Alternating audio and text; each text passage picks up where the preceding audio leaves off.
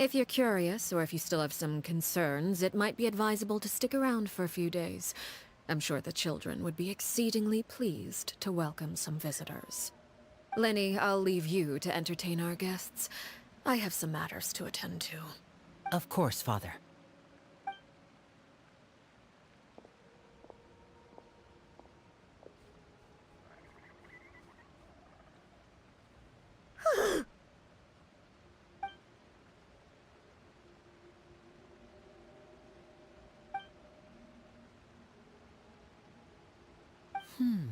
It has long been a dream of mine to invite you to our home and introduce you to my other siblings.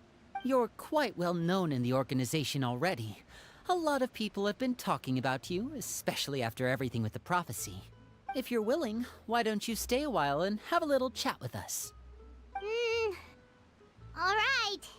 We don't have anything else to do right now anyway. But let's be clear, we're just gonna be there as guests, okay? Don't get any funny... Oh, wait a second.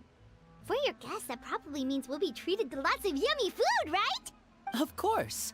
During our stay in Poisson, we've been helping out the locals with some fishing. We bring in quite the bounty every day. In fact, today's the perfect chance for me to show you what I can do in the kitchen. Let's go. I'll take you to where we're staying.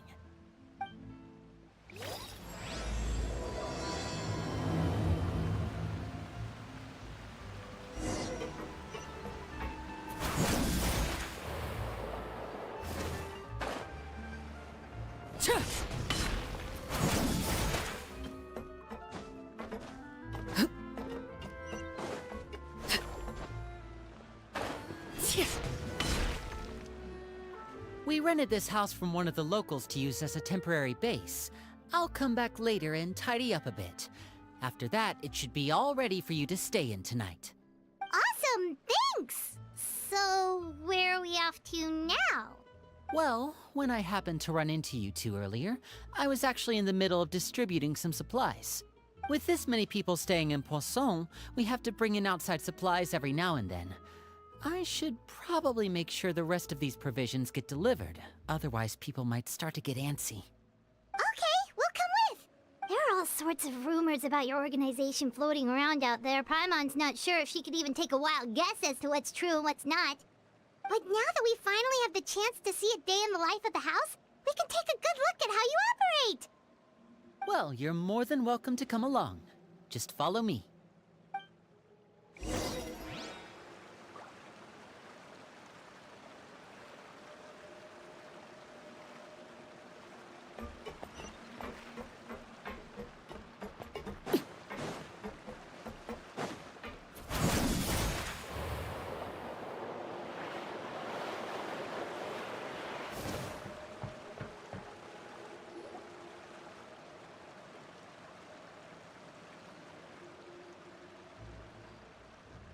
Linny! We're finally here. The supplies. I'm assuming you've... Brought them with me? Yep, here you go. Hello? Something caught your eye? It's the Traveler in Paimon! No way! Come here, everyone! Hurry! The Traveler and Paimon are here!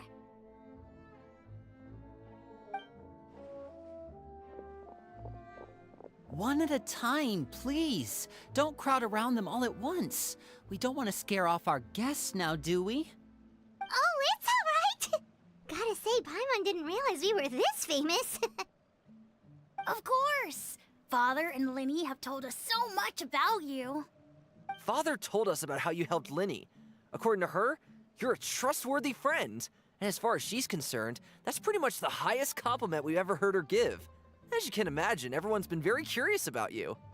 I heard the Traveler is so strong that he can move a mountain with his bare hands. I heard Paimon eats so much that she can clean out the entire pantry at Hotel de Boer in just 3 days! Wait a second! That's the rumor you heard about Paimon? Oh, not cool at all!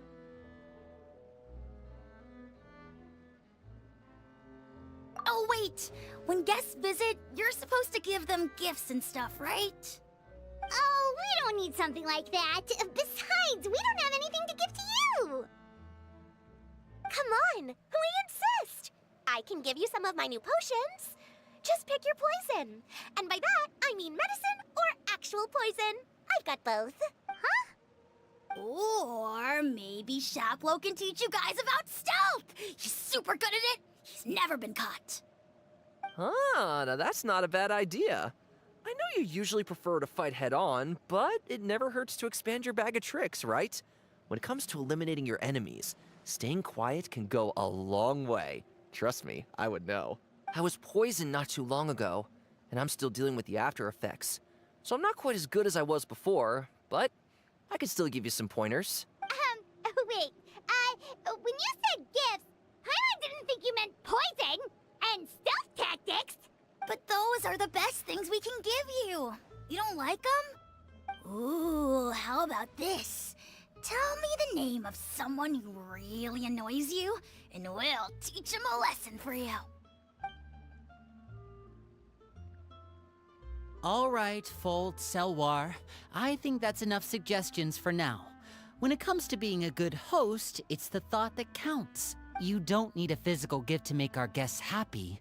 In fact, pestering them with suggestion after suggestion might make them more annoyed than anything. I would say your enthusiasm has certainly gotten across. Really? Awesome! It's been so long since we have had guests to play with. If there's anything you need, just let us know. Yeah, especially if it's poison or something. I've got all sorts of potions for that. Well, we'll talk to you all later. We've still got supplies to distribute. All right, see you later.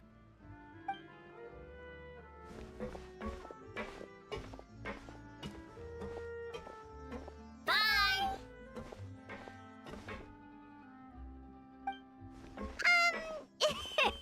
Lenny, about all that poison and stealth tactics talk just now. Scared you, did it? That kind of talk comes with being part of the House of the Hearth. When Foltz was really young, he strangled all of his family pets, just out of curiosity. He was labeled a dangerous problem child and was abandoned by his family. Elwar has an unnatural obsession with potions. Father has forbidden her from trying all the different concoctions she comes up with, but she still tries to test them in secret. You really have to keep an eye on that one. Chaplot is around my age. While I'm mainly responsible for collecting intelligence, he handles surveillance. He's very passionate about his work and has no reservations about taking on some very difficult missions. I know you two probably aren't used to that kind of talk, but I can promise you they only had the best of intentions. Things like stealth tactics and developing different poisons, they really mean a lot to them. They were just trying to share the best of what they could offer, that's all.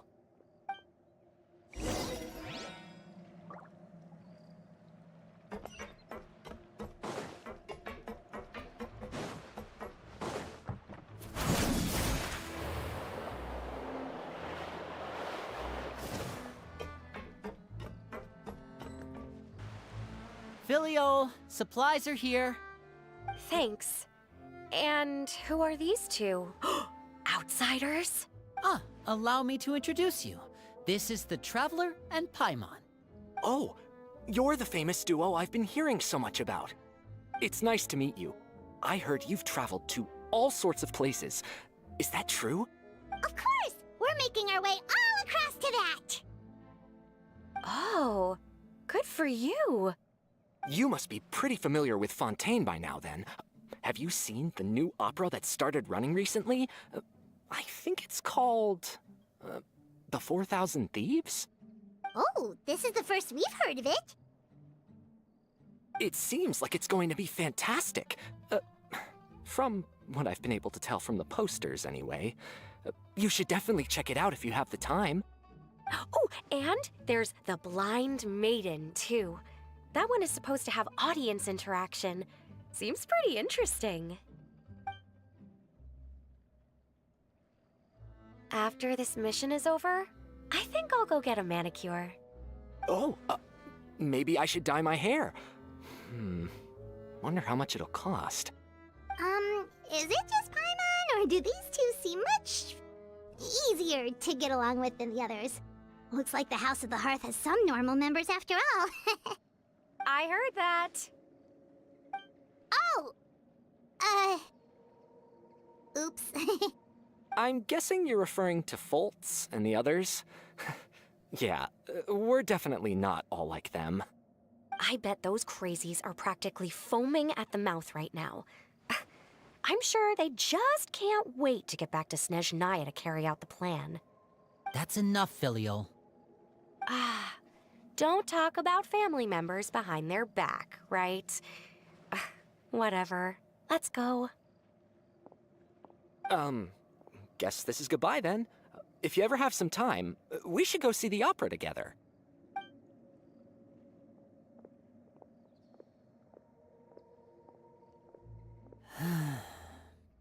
Well, that's it for the supplies. We should probably head back as well.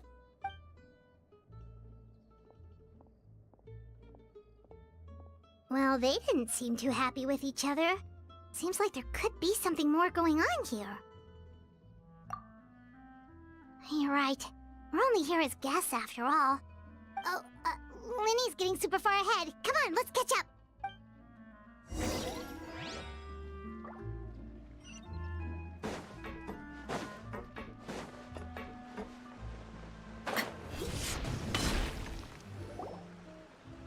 So, what do you think of the members you've met so far? Well, Father is always encouraging us to be strong-willed and independent.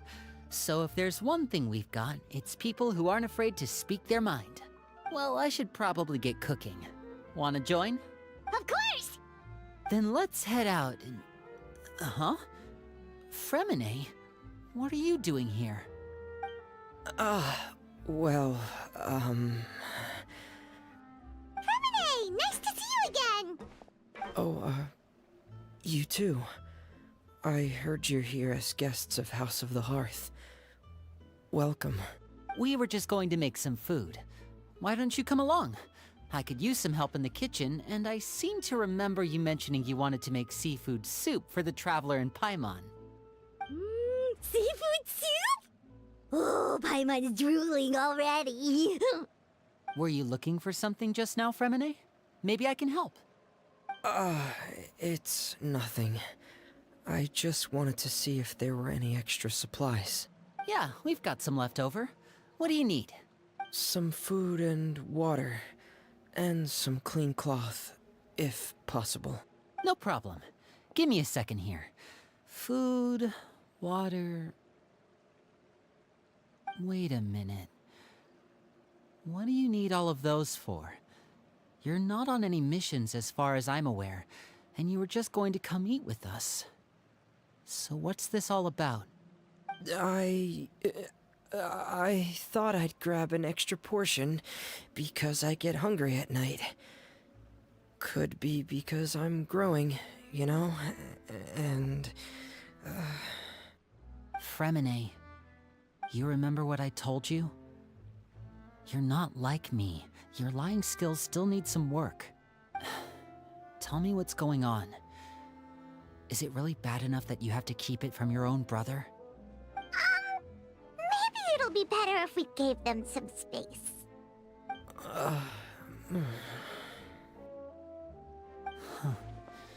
This is the first time I've seen that kind of look on your face. Whatever happened, does it have something to do with Father? Yes. Just follow me.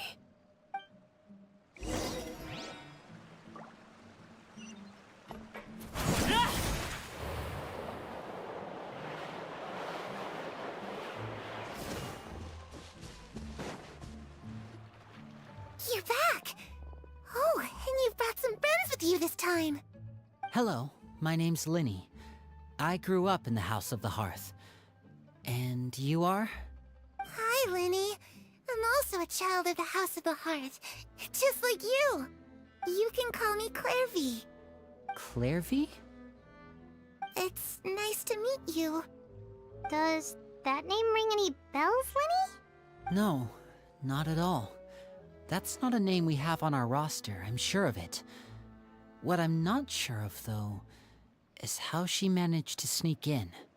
She must be the phantom child Father's been searching for.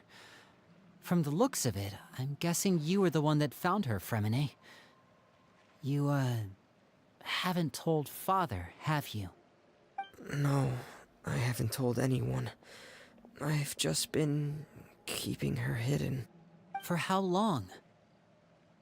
About half a month now. So ever since we got to Poisson, then. Do you have any idea what you're doing? I know what I'm doing. Really? 'Cause from where I'm standing, it looks like you're hiding the very person Father has been trying to find. If Father finds out about this, everyone involved is going to be punished. You know the rules of the house, Fremine. I know you do. Father doesn't tolerate any form of betrayal. So why are you doing this? I've thought it through. And I just can't hand her over like that. Linny, don't you remember last year? Sheplo nearly died after getting poisoned during that one mission. He wasn't able to get back before the poison started taking effect, and not a single person was there to help him. That night, while I was sleeping, I heard a voice telling me to go save him. I opened my eyes, but I couldn't find the source of the voice. I thought maybe I was just hearing things, but I went to look for him anyway. Luckily, I got there with enough time to save his life. That feeling of being haunted, of hearing voices, it's happened many times in the House of the Hearth. I'm sure you've noticed. So what you're saying is, that was her? She was the one who spoke to you that night? Unless there are other spirits roaming around the House of the Hearth, I don't think there's any other possibility. If Clairvy were our enemy, it wouldn't matter whether she was a spirit or an actual child. I would have acted without a second thought, because that's what Father ordered us to do. But she's been living with us, helping us from the shadows all this time. I think that makes her family. I couldn't just hand her over to be dealt with. Not when there's so much we still don't know. So what's your plan then? You can't keep her here forever. Someone is bound to find out eventually. I haven't thought that far yet. I don't want to disobey an order from Father, but I also don't want to put Clairvy in danger. Come with me. There are a couple things I'd like to say to you in private.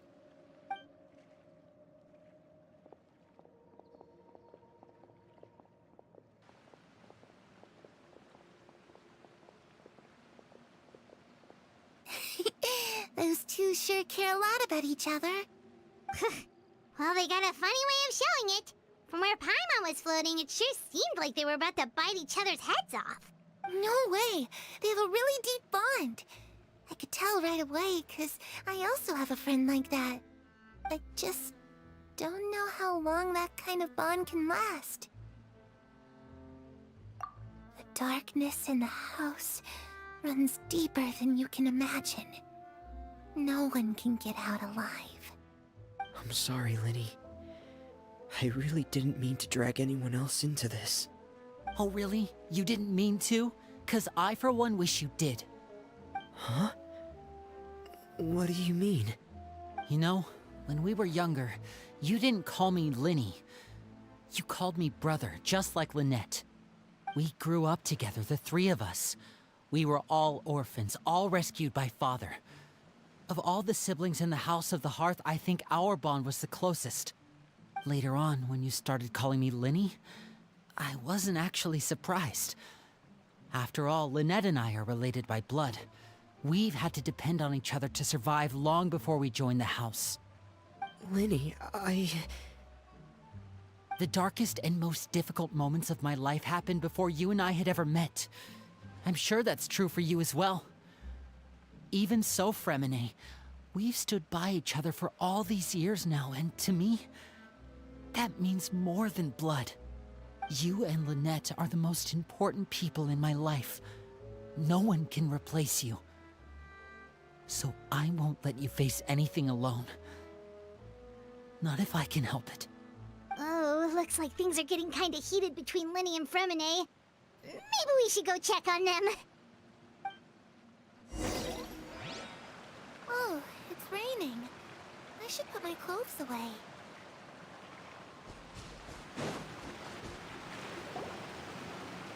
Hey, you two! Hope we aren't interrupting anything. Like a fight, or... Oh, wait a minute, Fremine. You're not crying, are you? Is everything alright? Everything's fine. Thanks for asking. Well, we're all friends here, right? We've been through so much together, so if there's anything we can do to help, just say the word. It's just a small family dispute. It's not something our guests should trouble themselves with. In fact, it might be better if your stay ended here.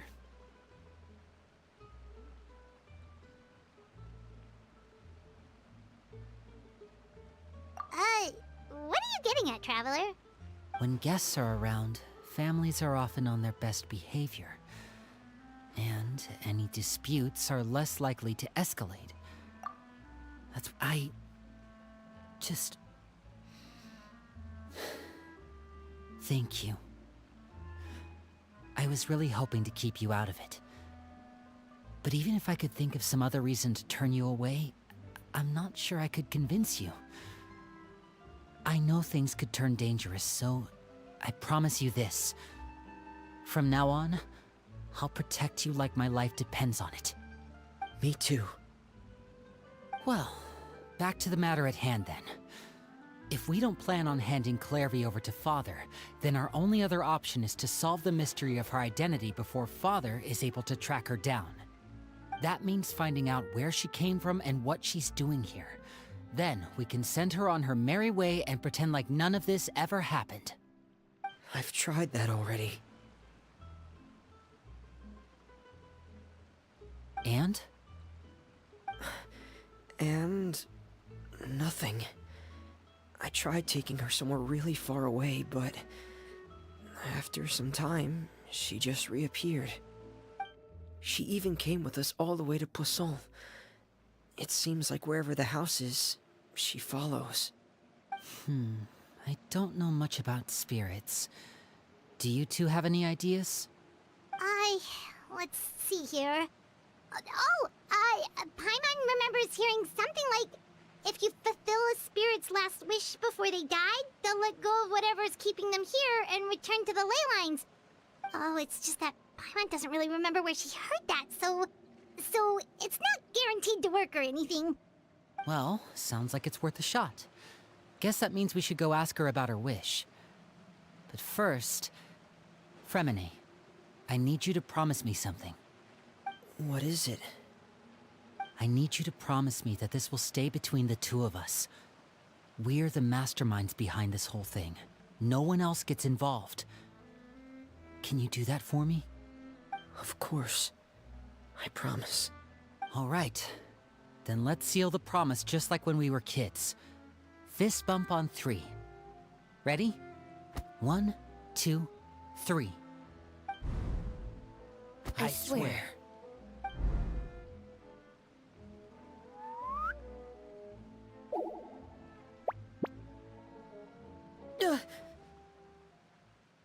Whoa! Lynette! But what a surprise! What brings you here, dear sister? And, when exactly did you get here?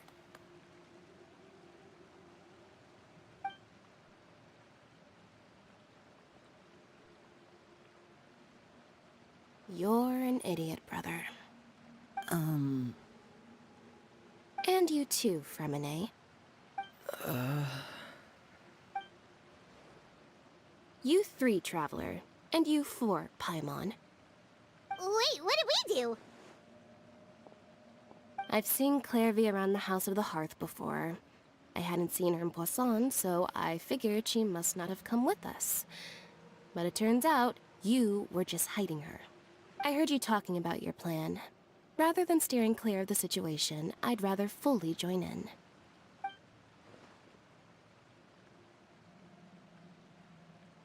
If you don't agree, I'll have no choice but to report everything back to Father. Simple as that.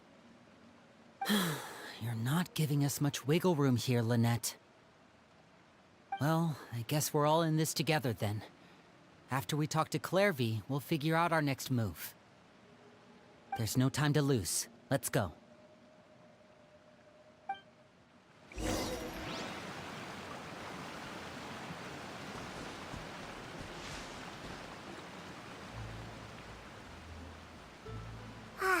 I'm full.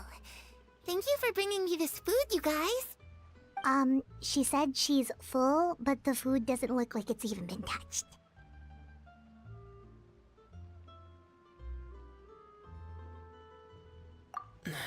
That's right. Based on what I've been able to observe, it doesn't seem like Clairvy can interact with the physical world at all. Still, when she's presented with food, she'll always linger around it for a good little while. Maybe, in her mind, she really is eating those things. Does she know that she has already passed away? I've tried to ask her, but she didn't answer. My guess is that she's just as confused as we are. Or maybe she couldn't understand the question at all. Clairvy, if you've got some time, I'd like to ask you a few questions. Sure. Oh, another new friend. Hi, I'm Clairvy. Hello. Clairvy, how did you join the House of the Hearth? Huh? Isn't it the same for everybody? The Knave brings you here and then you can't leave. It's just that your name, it's not on the roster. And I've never seen you before. The roster? Oh, I get it now. I think there might be some things you don't know about this place. The people in charge, they're not as nice as they look. They say they keep a roster, but it's not complete. There are a lot of people who aren't on it, and never will be. In this house, some people are family, and other people are just test subjects. Those kinds of people aren't ever going to get a place on the roster, unless it's the roster of people who've been executed.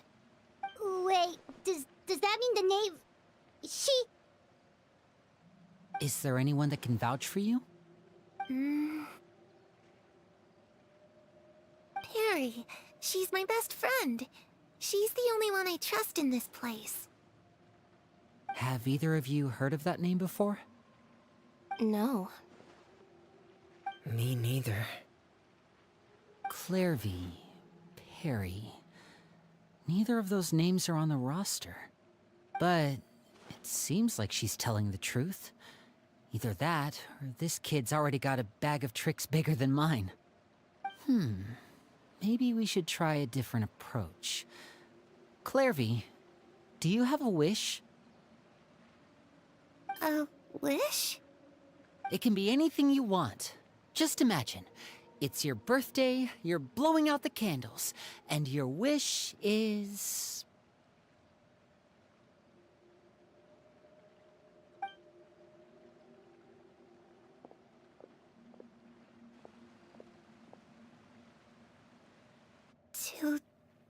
To go outside, where the sun can find me. That's... it? Well, that sounds easy enough.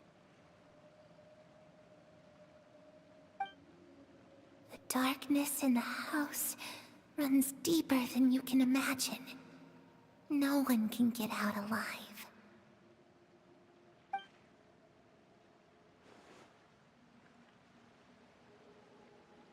Okay, time to divide and conquer.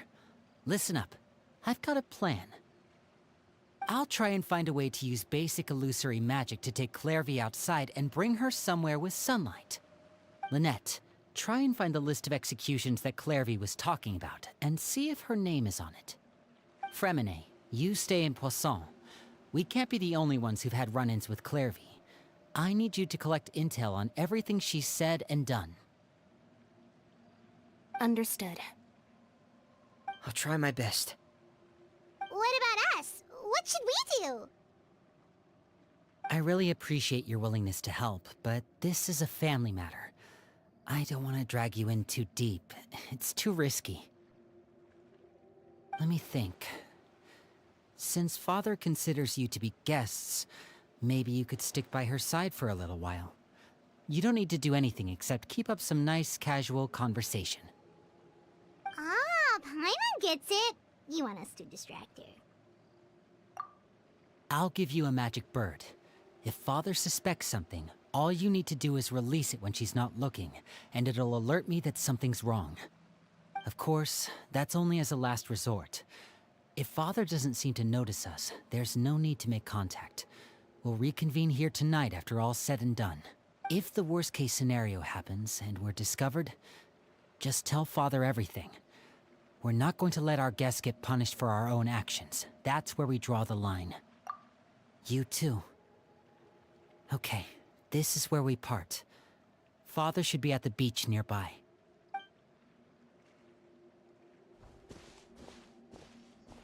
I really hope this goes well. No, it has to go well. That's the only way this can get resolved.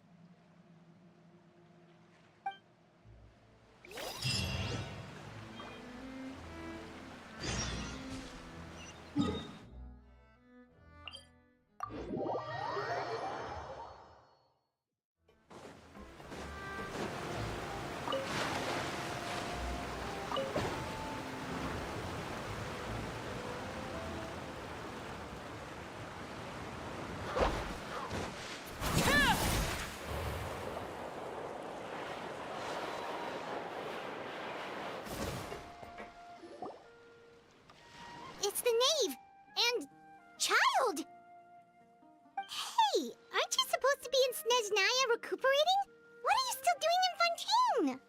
Oh, it's you two. I didn't expect to run into you here. I was unconscious for quite a while after the fight in the Primordial Sea.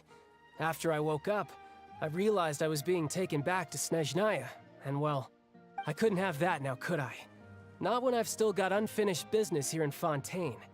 So, I mustered up all my strength and made the journey back on my own. What sort of unfinished business are we talking here? It has to do with Skirk, my master. I really wanted to meet up with her, but by the time I got back, she had already left. I still have so many questions for her. Without any other leads, all I could do was ask the Knave to help me track her down. She must have left behind some traces from her time in Fontaine. Oh, okay, so have you found any clues? Unfortunately, no. While the House of the Hearth is adept at collecting all manner of intelligence, certain existences can still manage to escape our purview. Basically, unless Master feels there's a need to meet with me, she's not going to be found. But that problem has an easy fix. I just need to become stronger, and then... Paimon thinks you should focus on getting better first. The worst of it is over. It's all thanks to that one kid from the House of the Hearth. Elwar, I think her name was. She gave me a bunch of random potions to drink. They didn't go down easy, let me tell you. Pain and chills all over. But they really did help speed up my recovery. And that's good, because it looks like I really do have to head back this time. The old man's been putting the pressure on me. He sent someone to tell me I'm needed for some sort of project. Project Stuja? Yeah, that's the one.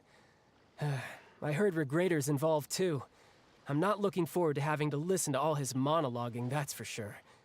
Hey, maybe you could think of a way for me to stay in Fontaine for a little longer. Helping Linny and the others brush up on their fighting skills would be far more interesting. If you and I could spar, that would be even better. I've been waiting for a chance to see you go all out. And what a sweet little daydream that is. But I also have a role to play in all this. I'll be leaving Fontaine shortly as well.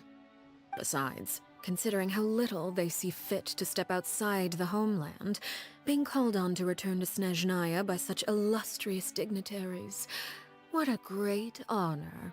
Wouldn't you agree? One I could do without, I'd say. Is it just Paimon? Or does it kind of seem like they're... So, dear guests of the House of the Hearth, to what do I owe the visit?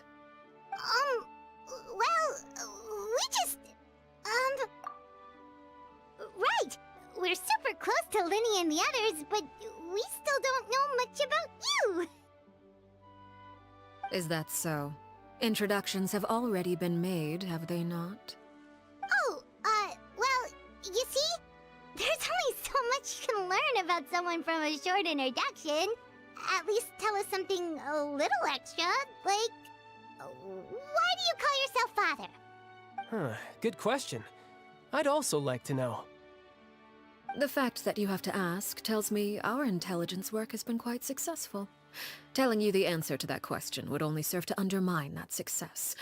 And we can't have that, now can we? Spoken like a true diplomat. That was some expert sidestepping right there. Well, if there's nothing else, I think I'll take my leave. I still have a small matter to resolve at home. Wait, don't go!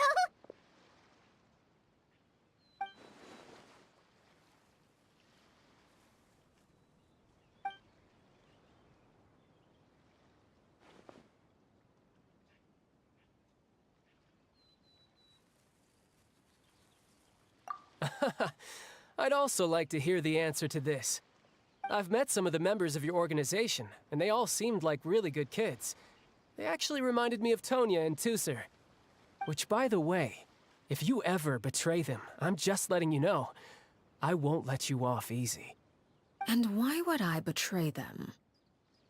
Well, you've already betrayed the House of the Hearth once, haven't you? At least, that's what I heard.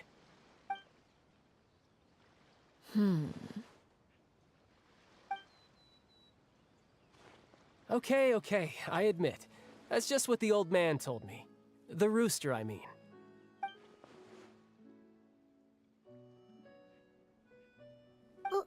Wait, did you really do something bad to those kids? Never mind what I've done. I'm more curious as to what the mighty rooster had to say. Care to enlighten me? Ah, well, nothing much. Just some stuff about you taking out many other members of the House of the Hearth, and even going so far to attack your own family. I see. Oh, based on your reaction, I'm guessing it's all a bunch of lies. Hardly. I don't appreciate his particular turns of phrase, but I suppose he didn't say anything untrue.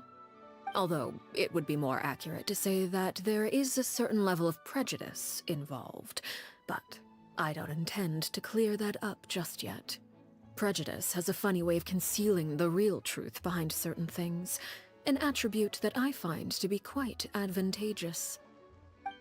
Call yourself a Fontanian, for example, and people will assume all sorts of things, when the real truth is that this is simply the land where I was raised. Huh? You're not actually from Fontaine? But then why did you try to help out with the prophecy and everything? I was trying to protect the children born in Fontaine. Claiming that I myself was a Fontanian simply made it easier to operate.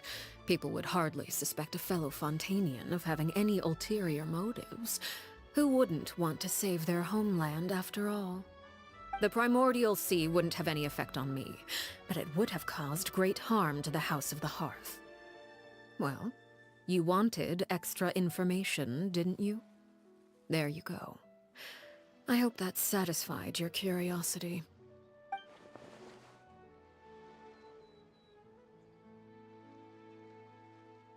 So, you stayed in Fontaine for the kids. I guess I was wrong to believe you'd betray them. Apologies. Looks like I was holding on to some prejudices myself. Good. Like I said, I like it when others have misconceptions of me. Actually, while I was recuperating at the House of the Hearth, there was something else that really caught my attention. I heard that members always resolve disputes and arguments with a friendly spar, and the loser has to back down. Seems pretty cool if you ask me. Would also give them plenty of opportunities to hone their skills. Well, that's only a recent development. In the past, such spars weren't nearly so friendly. The losing party would lose everything. including their life. They were that high stakes? Whew, at least that's not a thing anymore. Well, the current atmosphere's not half bad. I'm a bit jealous, actually. You've got so many family members around you, and you even get to live with them. Having a lot of family around means dealing with a considerable amount of bickering and scheming. Once Tonya and Tusser enter their rebellious phase, I'm sure you'll understand. Just imagine. Tusser becomes obsessed with plucking out strands from the rooster's mustache, or Tonya decides to dye her hair 42 different colors. Okay. I get the picture.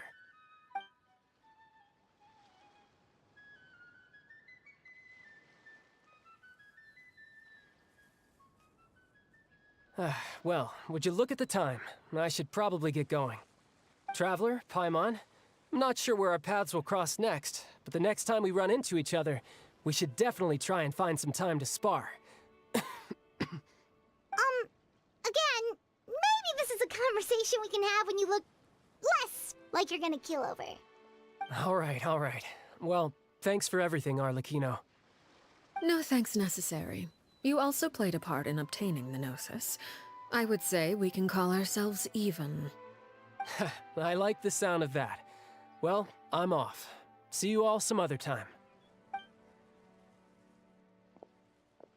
We should probably get going too. Do you want to head back with us? Oh? You want me to leave so soon? Oh, well, you see, I'm rather enjoying the evening breeze. If you don't mind, I think I'll stick around for a bit. I have some things to think about. Apologies for not attending to you like a proper host. Please forgive this slight. I do hope you'll have a pleasant stay. we managed to keep her distracted until nightfall. Good thing Child was there to keep the conversation going. You don't think she suspected anything, do you? Oh, I wonder if Lydia had any issues. Let's hurry back and see how everything went. Oh? You decided to stay a little longer?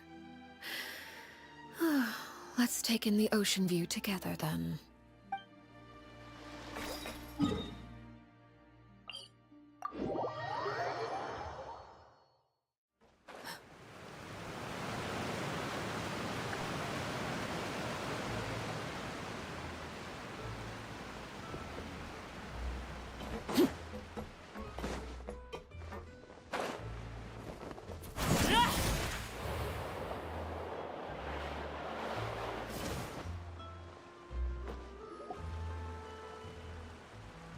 How did everything go?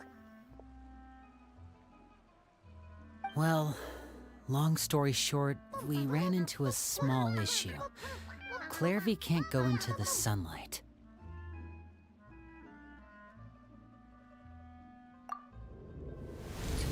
Everything was fine at first. She followed me up to the surface just like I told her.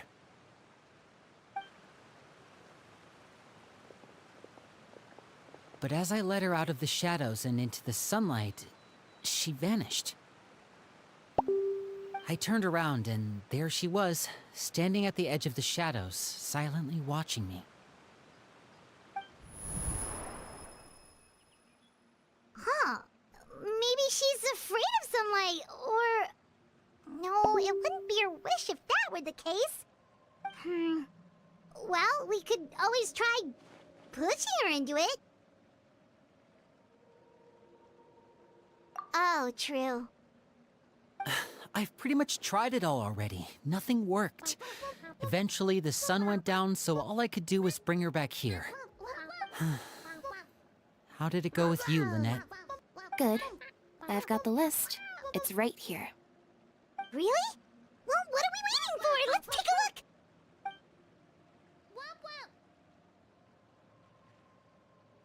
Oh, that's a lot of pages. Oh, it's gonna take forever to get through it all. We can each take a section. Here. La Pouillade, L'Endroit, Chambel, Horaire.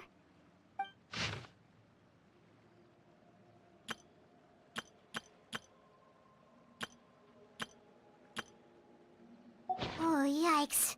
That Horaire guy has a huge scar on his face. He's kinda giving Paimon the creeps.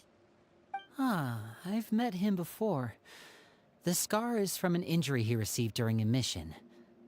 I still remember him joking with me about it. He said any future lover would take one look at him and then lose all interest. Did he say anything else? Well, I asked if there was someone he was interested in. He said no, and that's where our conversation ended. It was only later that I learned he really did have someone he liked. He risked everything to escape so he could be with her, but it didn't work. One day, Father asked to see him, and, well, I never saw him again after that. Wait, so that means the Knave, she... It may seem cruel, but it's just one of the rules of the house. Betrayal is not to be taken lightly. We know too many secrets to come and go as we please. So, if you do try to leave, you pay with your life.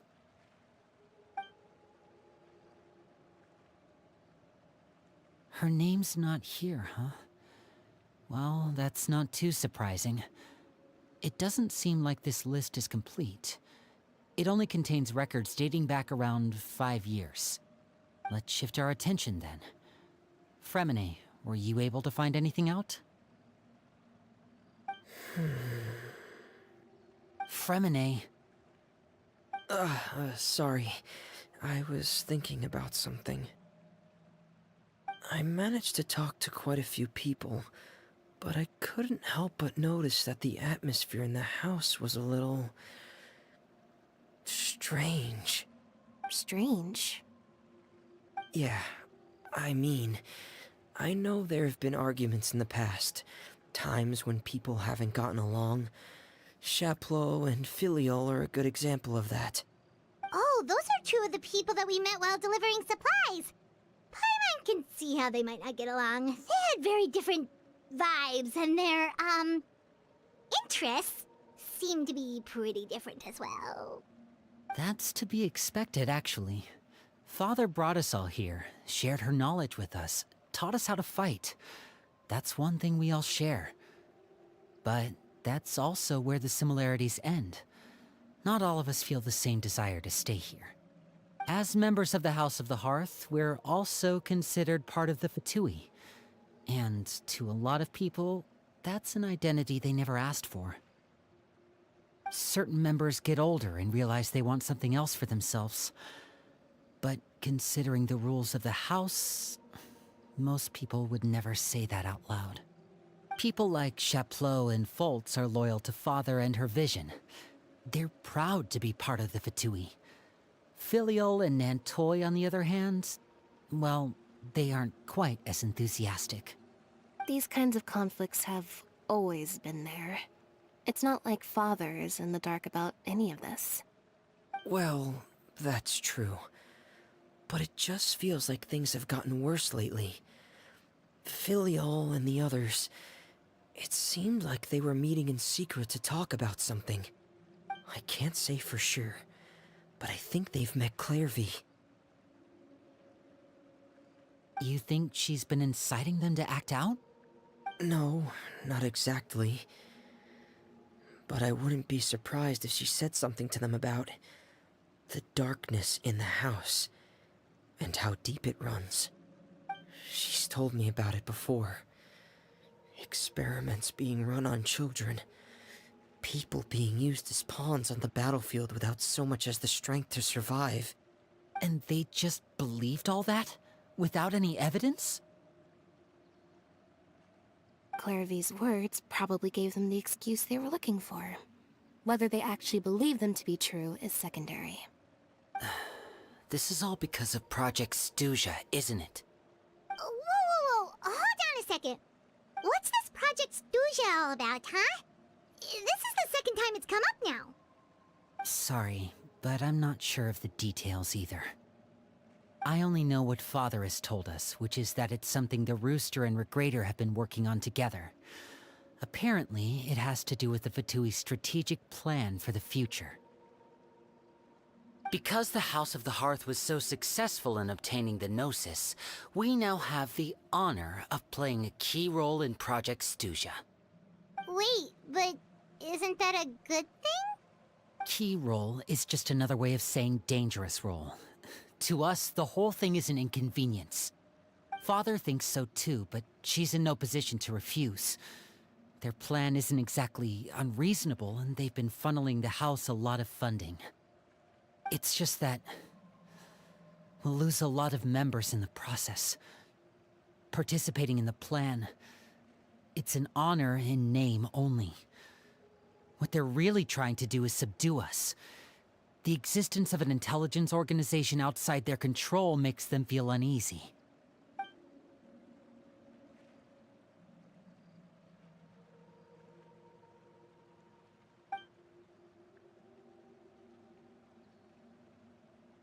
Okay, super complicated top secret Fatui business aside, what does all of this have to do with the conflicts you were talking about earlier? Paimon doesn't get the connection. External pressure has a way of exacerbating internal strife. You can't overlook the power of fear either. People are afraid of dying, and that fear is often the impetus for a lot of stupid decisions. I thought resolving the Clairvy situation would make everything go back to normal. But it looks like things are more complicated than I thought. If we leave Filiol and the others to their own devices, sooner or later, Father will be forced to take action. We can only focus on one situation at a time, brother. You're right. Even if we confront Filiol and the others, it won't do any good. It might even make matters worse. We should focus on Clairvy for now. Well, it's getting late. We should head back and get some rest. We'll try again first thing tomorrow. Lynette, you stick with me this time.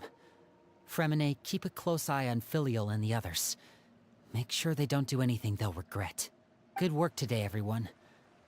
Have a good night, and I'll see you tomorrow.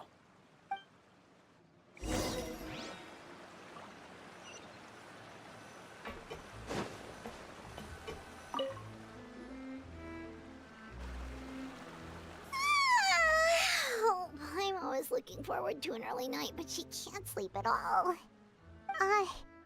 Hey, you don't think the Knave will be too angry with Lenny and everyone if she finds out about all this, do you? She's even scary when she smiles. If she were to actually get angry... Ooh, you have to protect Paimon if that happens, okay, Traveler?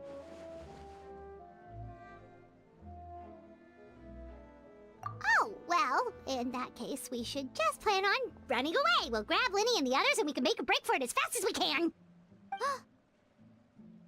Look! Look over there! Quick! Let's catch up with her before anyone sees!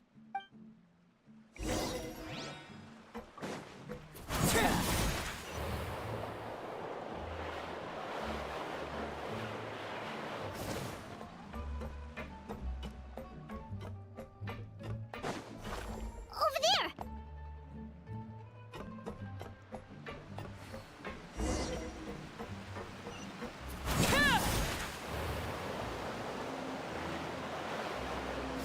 Oh, where is she going? Oh, if someone sees her, we're toast!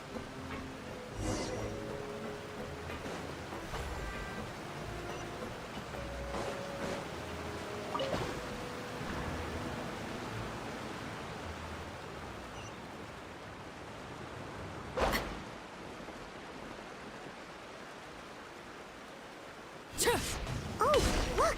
She stopped!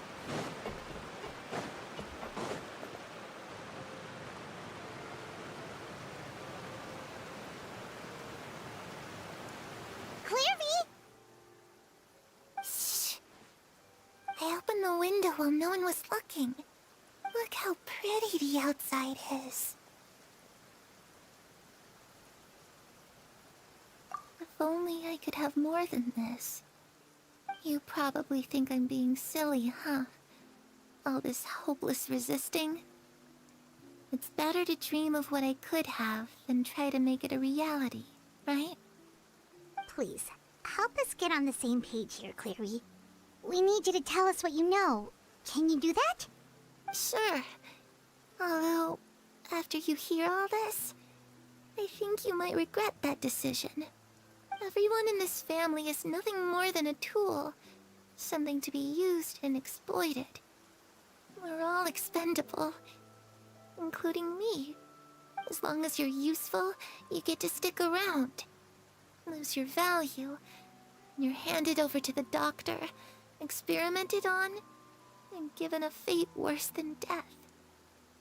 I've seen it happen again and again, and I've had enough. You're saying the Knave did all that? It's just, that doesn't seem like something she would do. She's scary and all, but it seems like even she has lines she wouldn't cross. I knew you wouldn't believe me. Everyone thinks she's a good person. They all think of her like a real mother. Mother? But she doesn't deserve that title. She's disgraced it and tarnished it. And if I had things my way, I'd never see her again. If only Perry were here, she'd understand. Perry. There's that name again. Also, Paimon's getting a strange feeling. It almost feels like she's not really here with us. Paimon can't tell if she's actually talking to us or if she's mistaken us for someone else. Well, in any case, it seems like she really needs someone to talk to. We should keep her company for a little longer. She looks so young. But it seems like she's been through a lot. It's getting windy. I should close the window. Ooh, look at the moon. Isn't it pretty? Hey, wanna hear a secret? I heard that if you look up at the night sky in Snezhnaya, you can see the aurora. It's supposed to be super pretty. Even prettier than the moon tonight. Perry and I promised each other that once we're older, we're gonna go see it together. But I can't find her. I'm worried she's also been... No, that wouldn't happen to her. She's special. Mother likes her a lot. I should really go talk to Mother, but we just fought. She doesn't want to see me, and I'm too scared to face her. What should I do?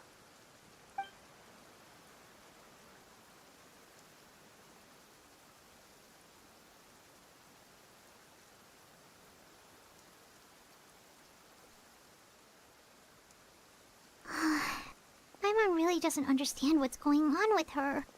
Well, let's head back. We've got an early morning tomorrow.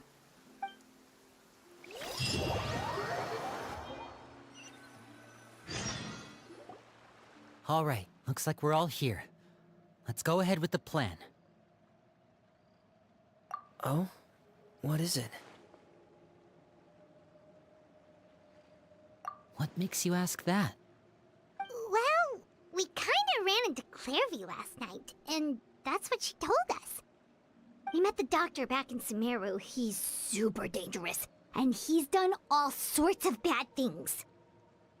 It's possible that Father and the Doctor have had certain dealings, but I don't think Father would work with him. We're not really on the same side, so there's not a lot of trust between them. That doesn't exactly set the stage for a successful partnership.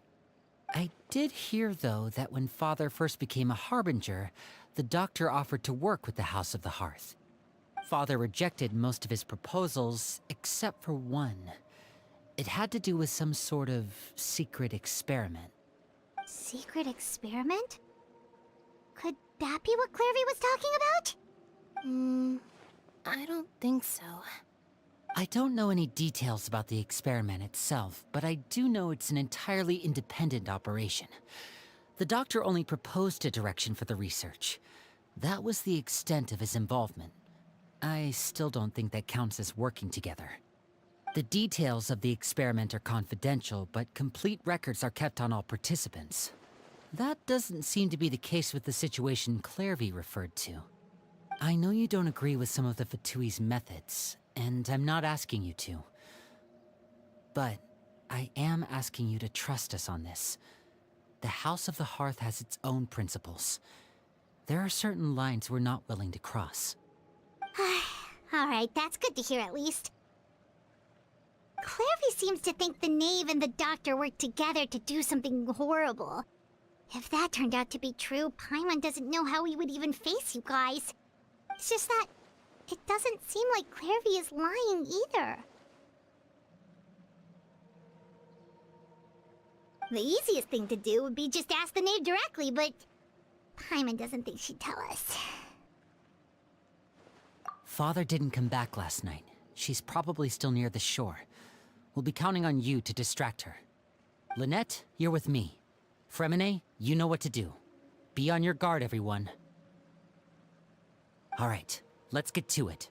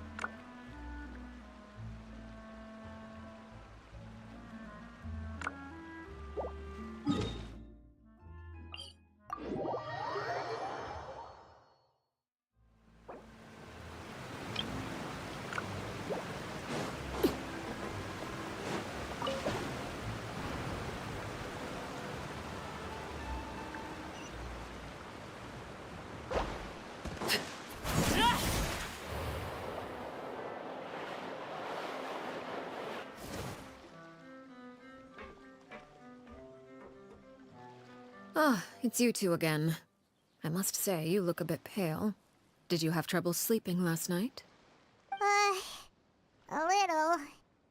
Perhaps if you had less on your mind, you'd be able to absolve yourself of such troubles. So what are you planning to do now? Catch up on some sleep? Or should I give you some time to rack your brain for a topic to discuss before I ask any questions? Although I must profess to being curious.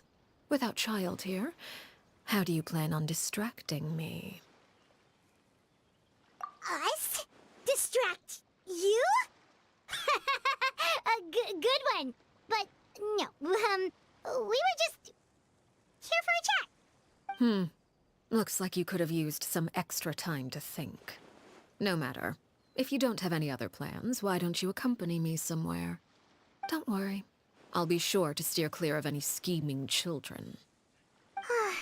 The ocean breeze is sure nice today.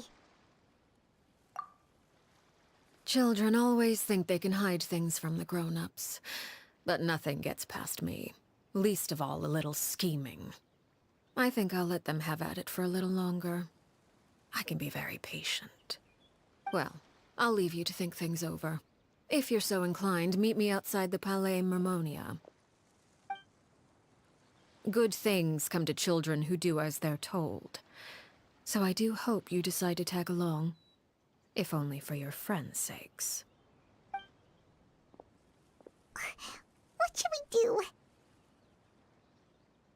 She clearly knows about everything we've been doing, and Paimon doesn't think it'd be a stretch to say she was threatening us just now.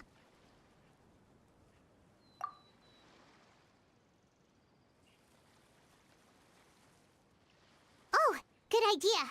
Hopefully he sees it in time. Well, we should probably head to the Palais Mermonia.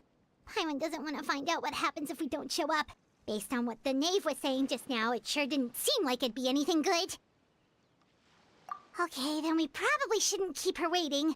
It seems like Lynn and the others are on thin ice, so let's do our best to not get them in any more trouble.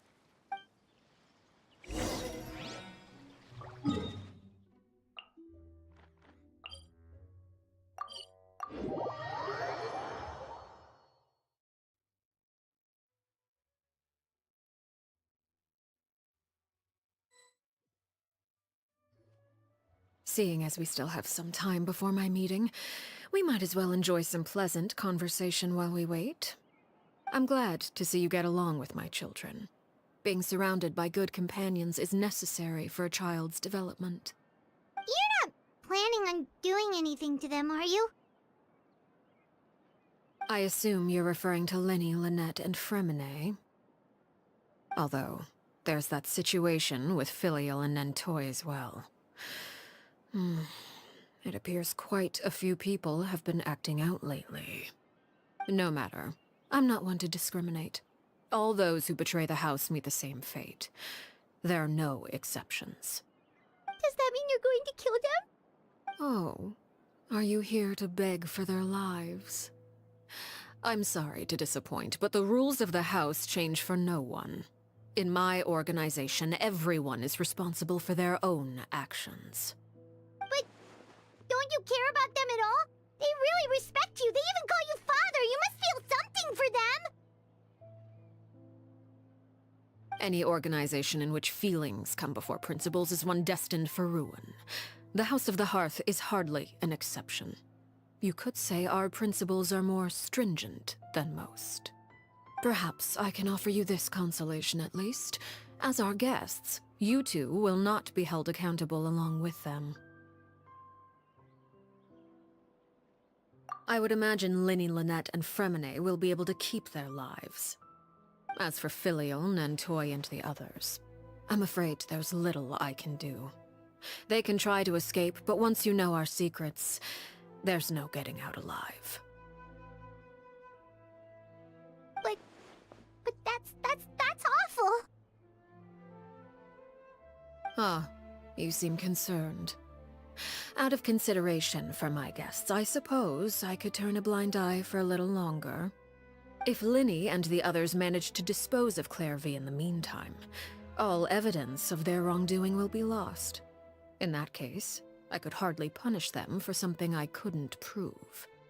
If their efforts are unsuccessful, on the other hand, all will be held accountable. And the punishment will be severe. Of course. Oh, and here, I believe this belongs to you. Do try and keep better track of it next time. It takes a considerable amount of time to train a bird like this. It would be such a pity if you were to lose it. Permanently. Wait, where did you get that? Well, I'm afraid that's all the time we have to chat. Now, for the matter at hand. I asked you to meet me here because I have business at the Palais Mermonia. It has nothing to do with you, but I think it would be prudent for you to stick by my side for the time being. There will always be time later to run off and tell Linny what you've learned. Well, time to go. Looks like we wrapped things up just in time.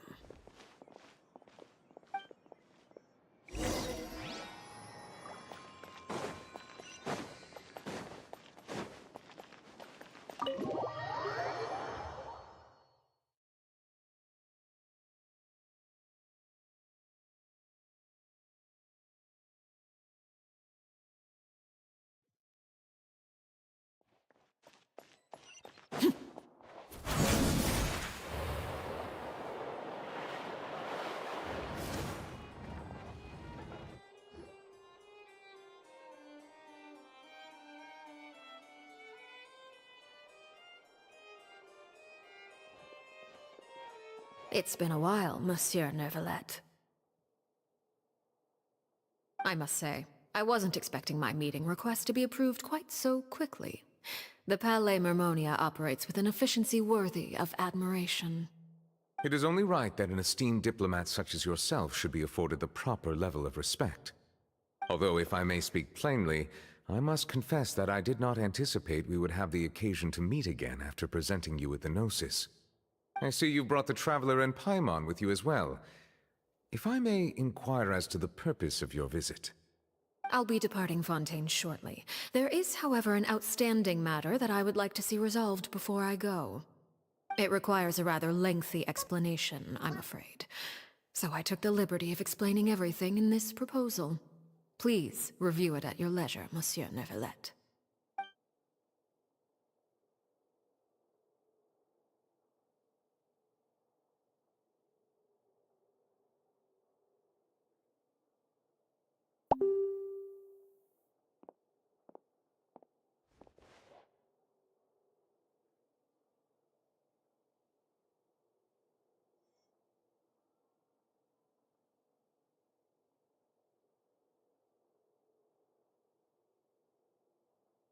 I understand your request.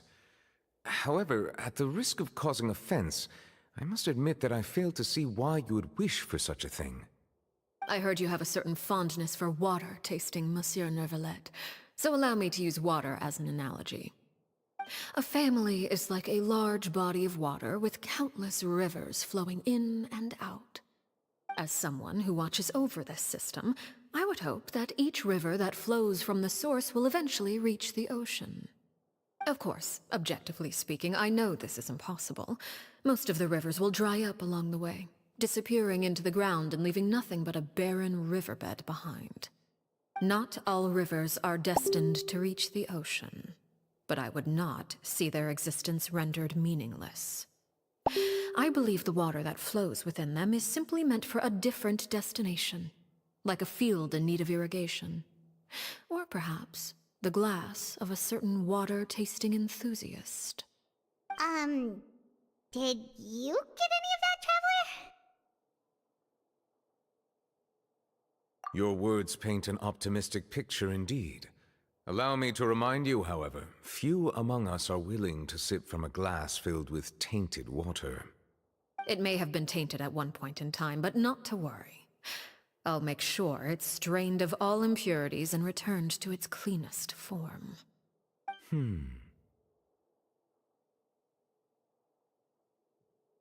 I seem to recall there being a transactional aspect to your proposal. Perhaps you could expound on that? If you accept my proposal, Monsieur Neuvillette, I will gradually withdraw my forces from Fontaine. And, unless absolutely necessary, I will no longer carry out any special missions within Fontaine.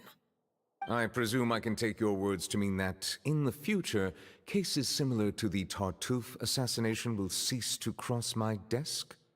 Tartuffe? Ah, that thief who embezzled funds from all those charities, you mean?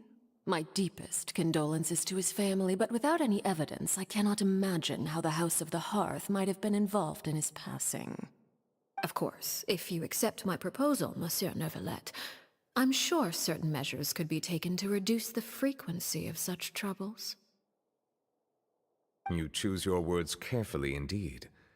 In that case, I am inclined to accept your proposal. My thanks for your generosity, Monsieur Neuvillette. Well, with that settled, we should be going now. I took the liberty of bringing along 2 bottles of spring water from Snezhnaya for you to enjoy. I do hope I get the chance to hear your impressions. Perhaps at our next meeting, yes? Indeed. I trust you would not overlook your commitment in the meantime.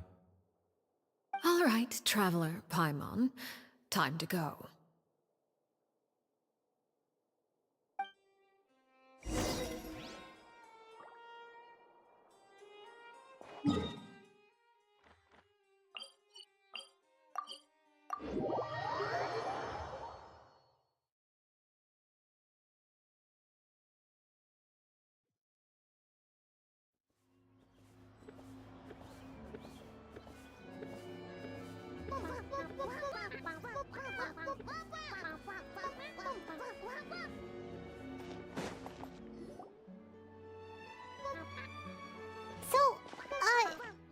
What exactly were you talking about back there? Paimon only heard you mention some rivers, a large body of water, and then some kind of irrigation scheme. You really want to know? I would imagine there might be more pressing concerns at the moment. Lenny, Paimon really hopes everything's going okay.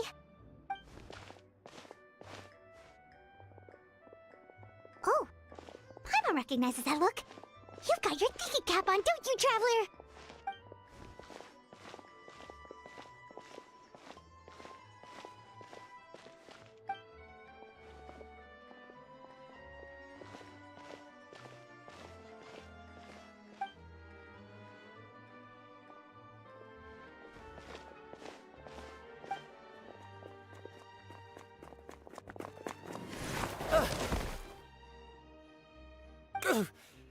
Oh, shoot. Are you alright? Oh, jeez. I'm so sorry. I was so focused on selling these papers, I wasn't looking where I was going. Well, let me make it up to you at least. Here, take this paper. On the house.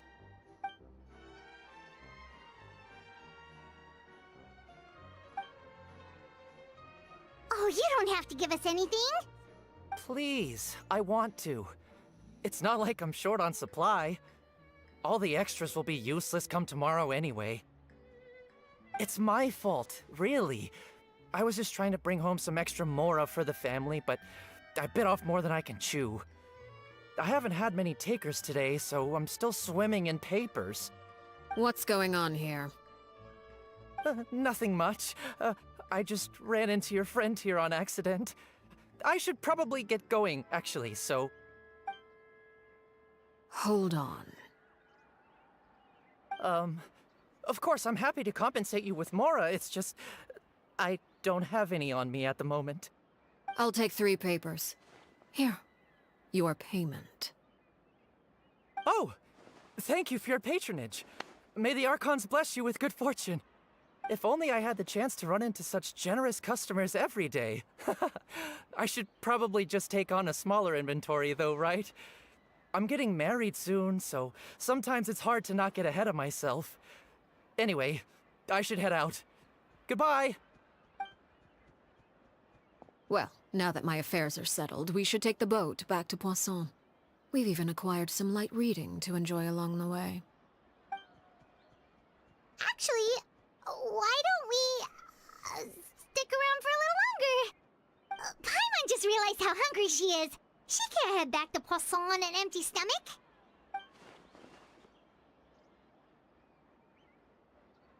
It appears you two are under the impression that delaying our return will somehow alter the situation in your favor. I'm sorry to ruin your fantasy, but your efforts are meaningless. That being said, I could be persuaded to give Linny some extra time. I just have one condition. If you agree to my request, I'll even answer some of your questions. You're quite curious about Clairvy, are you not? And my relationship to her. Wait, why are you being so generous all of a sudden? You're not gonna ask us to do something bad, are you? You overestimate yourself. You don't have the talent for bad things. Then what can you possibly... The most important consideration in a negotiation is that both sides receive something they want. Demands and threats only get you so far. Wonderful. Here it is. When the time comes, make the choice that you deem most appropriate in the situation, and lend your help to the House of the Hearth. Okay, sounds normal enough. But what do you mean, when the time comes? When is that supposed to be? That is for you to decide. Then we have a deal. Follow me.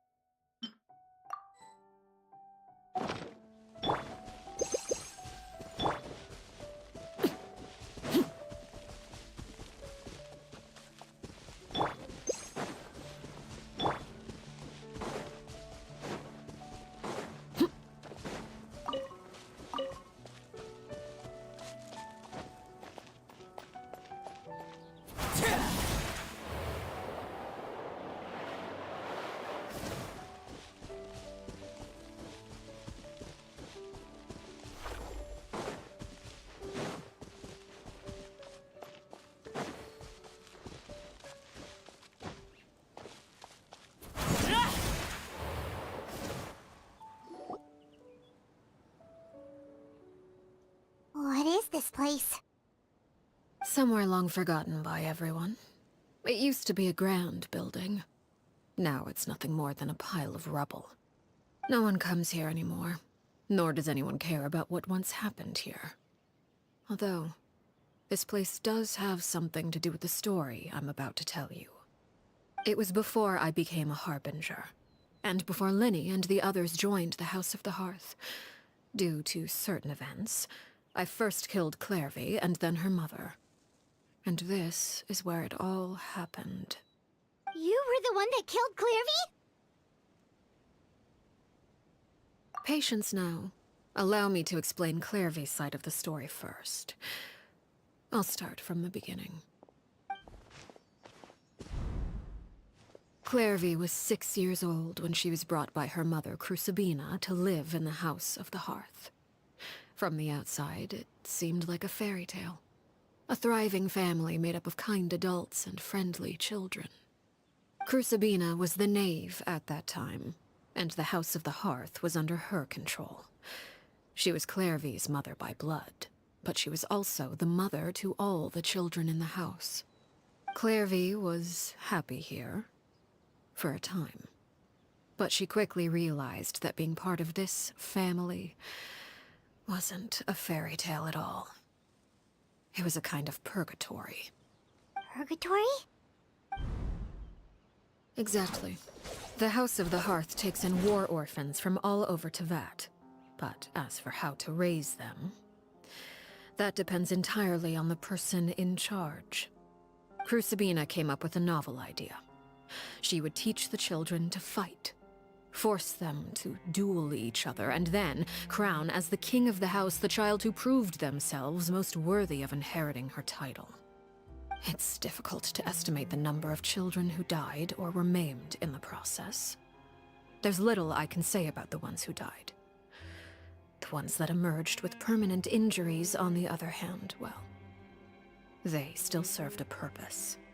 They would be handed over to the doctor to be experimented on, or sent away on dangerous missions. Nothing more than tools to be used and then discarded. So those were the experiments Clairvy was talking about. But what actually happened to her? You said that Clairvy was Crucibina's daughter, so if Clairvy tried to convince her to stop what she was doing, Crucibina probably would have listened, right? Despite being Clairvy's mother, Crucibina cared little for her daughter. She forced Clairvy to join the House of the Hearth only as a means to demonstrate her own impartiality as a mother, to prove that she treated all her children equally. Clairvy did try to convince her mother to change her ways, but it was to no avail. After her efforts failed, the only other option was to rise up and try to fight back. Unfortunately, the other children had already been thoroughly indoctrinated into the illusion of happiness Crucibina had created. Of course, there was one exception. Someone Clairvy's age who knew the truth about the House of the Hearth. Her name was Peruere. Wait, the friend that Clairvy mentioned? Friend, huh? I suppose we can call her that for now. Clairvy was a cheerful and passionate person with a tenacious spirit. Peruere, on the other hand, was rather cold-blooded. Her cold-blooded nature allowed her to see through Crucibina's facade. Yet, it was also this cold-bloodedness that prevented her from acting against it. At least at first. While Clairvy longed for freedom, Peruere was convinced that, amid all the fighting and violence, she would make it until the end. Despite their differences, the two became fast friends, united by their knowledge of the truth. Clairvy told Peruere that she hoped to create a real family, where no one would be killed or sacrificed. There may have been a certain naivete to her ideas, but Clairvy proved her determination many times over. She tried countless times to run away, ask for help, or expose the truth. But her efforts only earned her beating after beating. The only thing that kept her going was her strength of will. Even with her body racked with pain, she would still stand on her tiptoes and open the window at night. She and Peruere would look out at the moon together, a fierce longing for freedom shining in her eyes. But one day, that light simply vanished. Oh no. What happened? Her hopelessness resulted from a culmination of things. 10 years had passed. 10 years worth of failure after failure. She and Peruere weren't children anymore, but finding any chance to escape still seemed as hopeless as ever.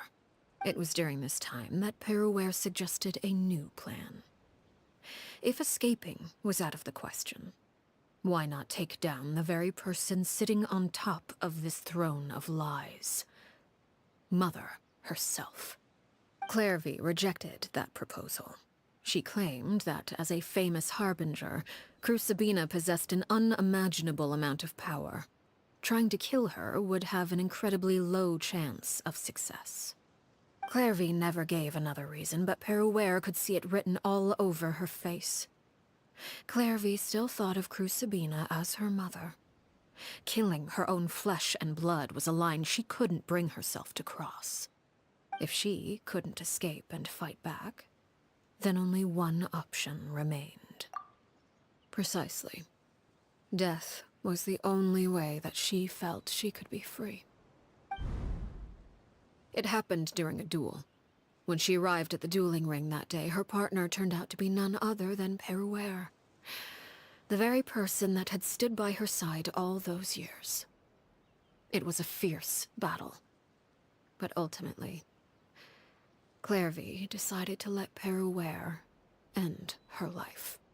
From that moment on, Peruere's journey was one written in flames. When the rain finally came and washed it all away, there she stood, the sole victor in Mother's endless game of slaughter. A trail of corpses strewn across her path to success.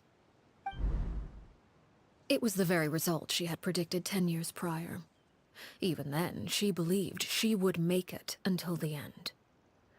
She wasn't surprised by the fact that she emerged as Mother's undisputed heir. Rather, her success left her with an inexplicable sense of restlessness. She was unsettled.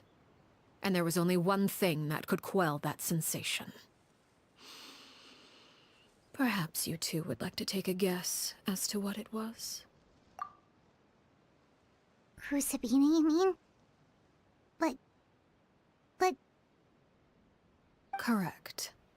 This is the place where Peruere killed her best friend. A mere year later, this is also the place where she fought tooth and nail to kill the mother they shared. The moment she acted, any conception of what was right or wrong ceased to matter. It's one of the principles of the house. Only those who survive get to write the rules. Peruere won the battle, and became a harbinger herself. After which Her Majesty, the Tsaritsa, bestowed upon her a new name. Arlecchino. So the Perry Clairvy was talking about... It was you all along. You're Peruere. Arlecchino is just a name you got later. I left that name behind long ago. I must say, hearing it now does bring back memories. After I defeated Crucibina, the moniker of Mother died with her. I chose to forego the title she called herself, and even chose to give up my own name. I rebuilt the House of the Hearth under a new identity. Not only as Arlecchino, but as father. And that is where the story ends. Any more questions? Yeah. Based on what you just told us, Clairvy wasn't a little kid when she was killed. So the Clairvy we met... Was she really a spirit at all? I suppose you could call her an illusion born of flame. Her existence is like ashes to a fire. Something left over in the wake of blaze and ruin. You see, a certain power runs through my veins. It's not unlike a curse. My flames leave behind shadows of anything they consume. Of course, The chances of those shadows morphing into a sentient entity are exceedingly slim. Clairvy is a very special case. Clairvy died when she was 16 years old, but what emerged from the flames was her 6-year-old self. Her appearance wasn't the only thing affected. Most of her memories were lost to the blaze as well. Memory is a mysterious thing indeed. Losing a portion of your memories will alter your sense of self. Lose 10 years' worth, however, and it would be like living in the past. Like returning to a version of yourself that never grew up. No wonder Paimon got such a weird feeling when we were talking to her. Perhaps I should put it this way. Clairvy is someone trapped in time. It may seem like she exists with us in the present, but she truly lives in the confines of her own past. So if all of that is true, then you must have known about Clairvy for a long time. Indeed. She's a rather volatile and unstable entity. Sometimes she would look after the children. She's even saved some of their lives. But other times, she would hide from me and become obsessed with revealing the truth about the house to anyone who will listen. Shadows don't have the capacity to learn or grow. Any new information they encounter is quickly forgotten over time. Your attempts to expose Clairvy to sunlight, they failed, yes? The reason is actually quite simple. In Clairvy's mind, the house is impossible to escape, and it is this very perception that traps her there. But no matter.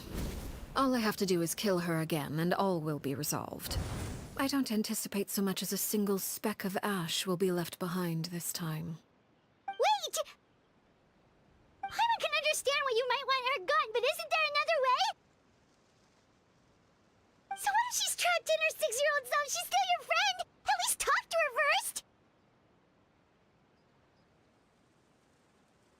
It's too late for that. She broke the rules, and now she must be punished. That goes for Filial and Nantoy as well. She's had quite the effect on them.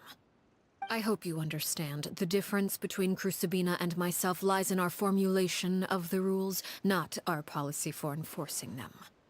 Upholding the rules without question is a trait we both share, because that is how a household should be run. Is this really what you want to do? Whatever could you mean? Don't you want to say a proper goodbye at least?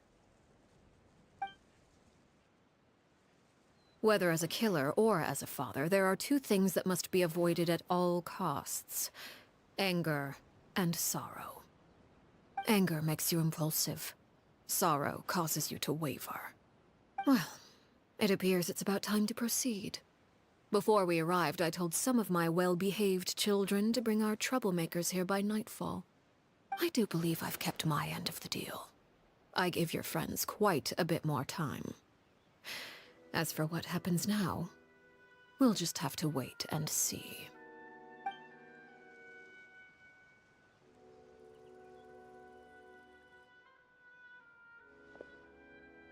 Here they are, Father.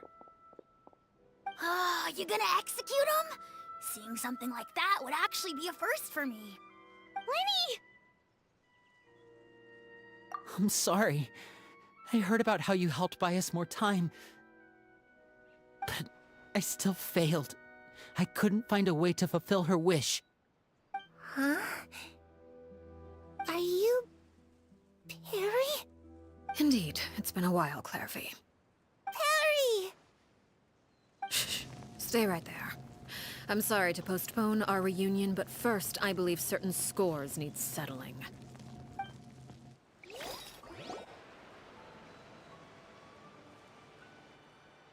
Father, let me explain. Out of my way. Father! You chose to conceal a threat to the house.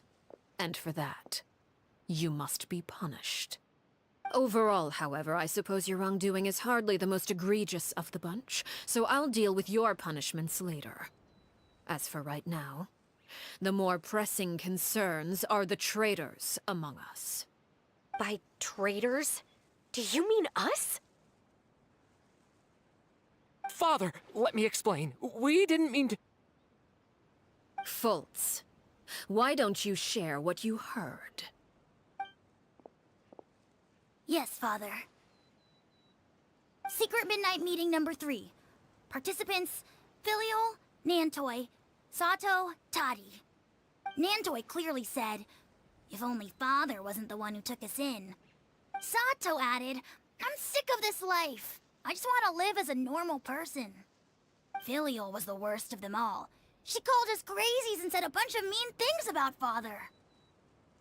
I did not! You're lying! Fultz is trying to frame us. It's not like I'm the only one who heard those things. After that, you and Toddy and a bunch of other people started talking about Clairvy. You were using all those things Clairvy brought up as an excuse to question Father. We're birds locked in a cage. The only way out is to destroy it. That's what you said, wasn't it? You little... You just want me gone, don't you? What did I ever do to you, huh? And you, Sheplo, have you forgotten who stood by your sickbed, watched over you, and changed your dressings? Come on, let's hear it then. What's your reason for all this?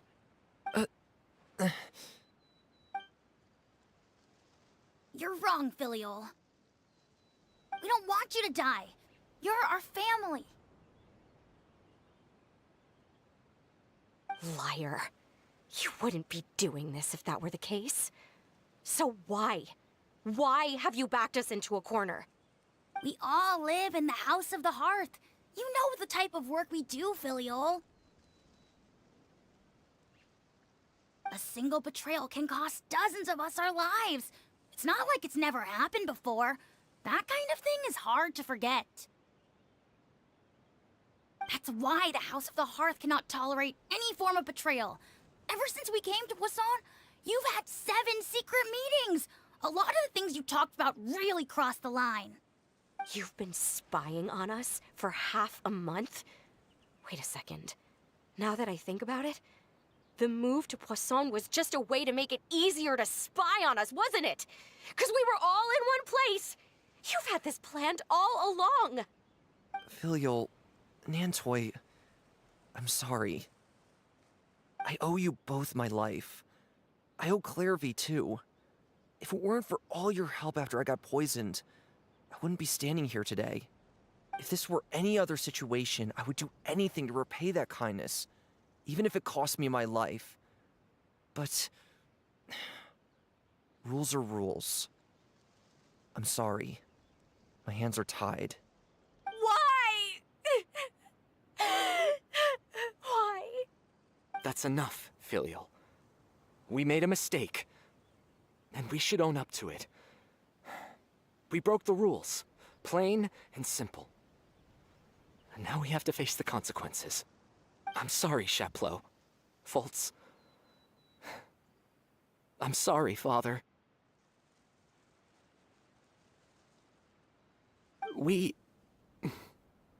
accept our punishment. Chapleau, according to the rules of the House of the Hearth, how should these traitors be punished? All those who betray the house pay with their lives. And so it shall be.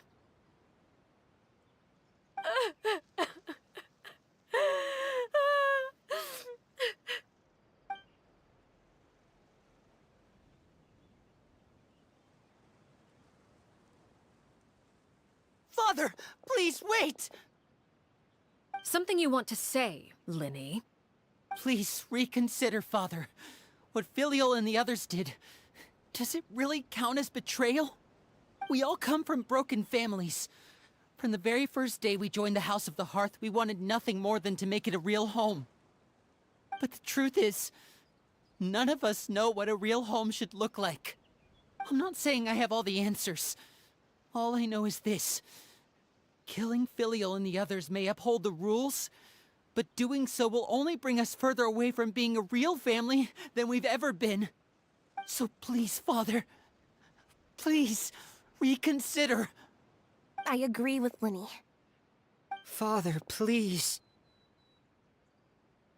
Lenny, you...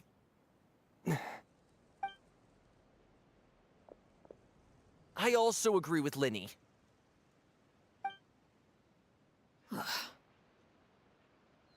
An order once given cannot be rescinded. However, given the extent of your determination, I suppose we shall have to go about this a different way. Draw your weapons and face me. Our weapons? Father, are you referring to a duel? Precisely. The rules of the house will not be altered. Traitors must be punished. However, resolving disputes with a duel is also one of our rules, one that also applies to me. Demonstrate a sufficient showing of strength, and I shall offer a concession. Wait. Beat Father in a duel? Impossible. Father is way too strong, even for Lenny.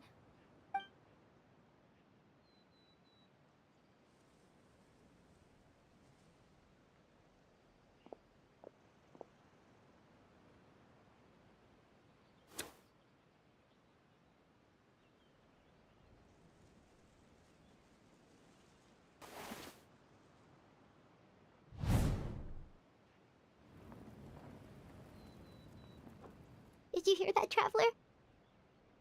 Lenny and the others have to duel the Knave. What should we do? Can they really win something like that? If they lose, those people from the house are really gonna be executed. Hey, are you listening?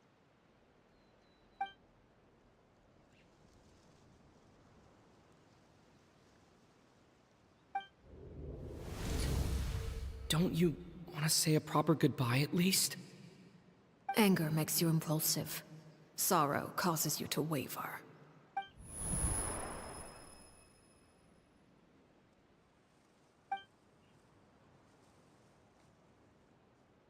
Oh. Looking at that expression on her face, she seems really serious about this. Guess that means there's no chance she's throwing the duel on purpose, huh? When guests are around, families are often on their best behavior. And any disputes are less likely to escalate. When the time comes, make the choice that you deem most appropriate in the situation, and lend your help to the House of the Hearth. What's wrong, Traveler? Hey, where are you going? Traveler?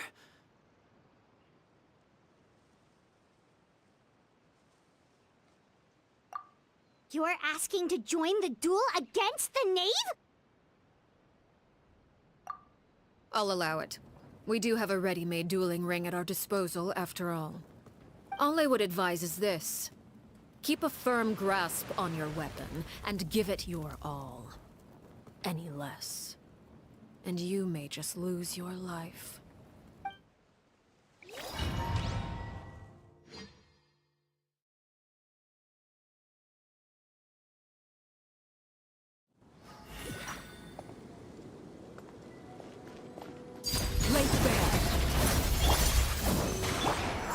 Is it my turn? Let me weave you a verse.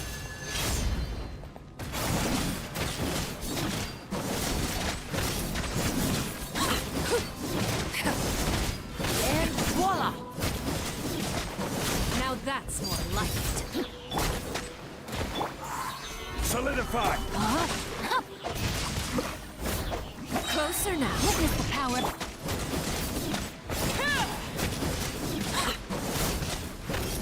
With the fall of darkness, there's even destruction shall rise.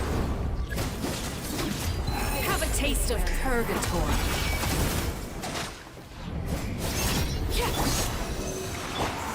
Gather!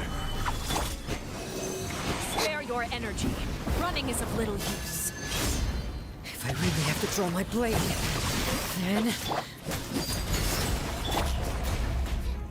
Yeah, hands, animal. Stabilize!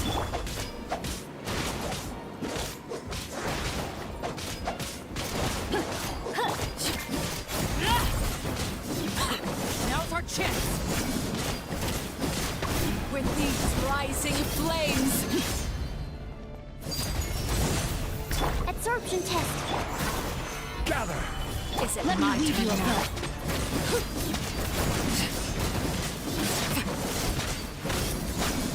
Over here! Not bad. You've proven to be a worthy opponent after all.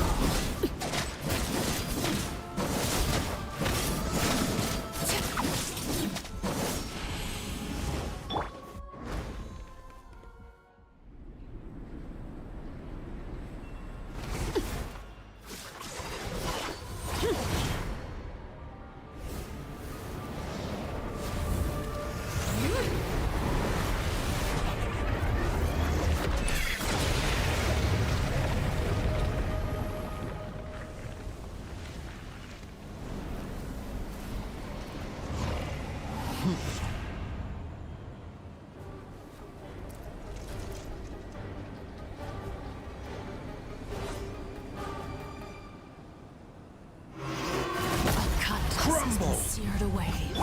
My blade is all that remains! No, my sword!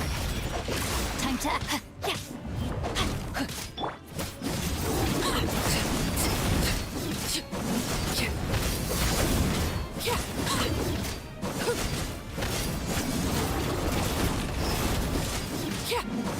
Now's our chance! Over here! outlines your fate. Let's see Witness how the power strong of your resolve truly is.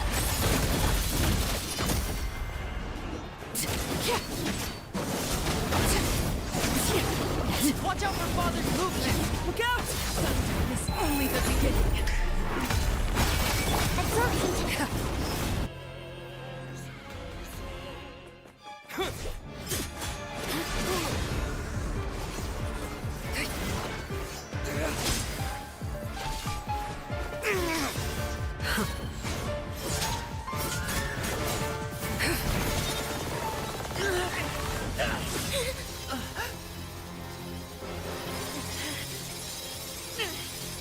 You should know better than to crowd in one place.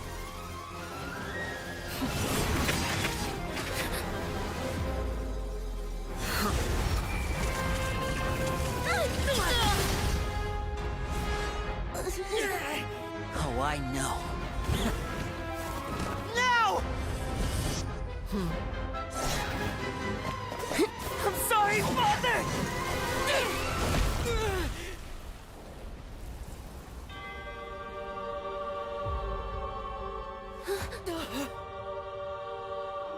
Sorry for what? This pitiful excuse for an attack.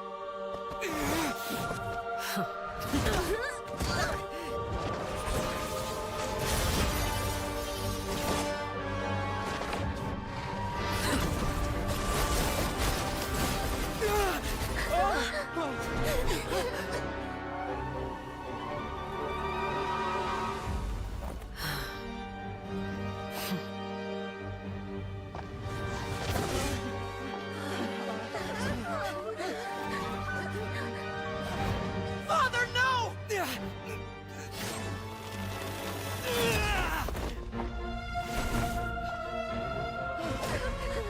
Made it out, did you?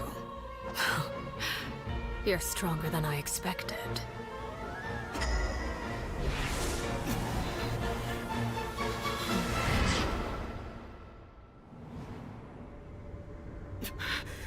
A crimson moon? I can't move.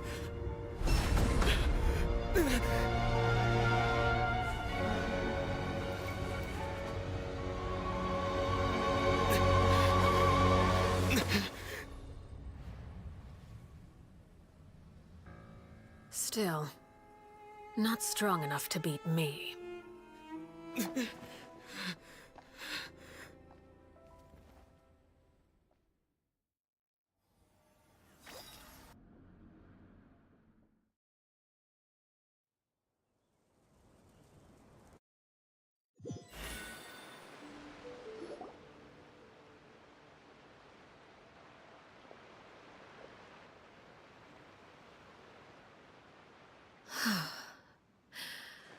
I believe we can end things here.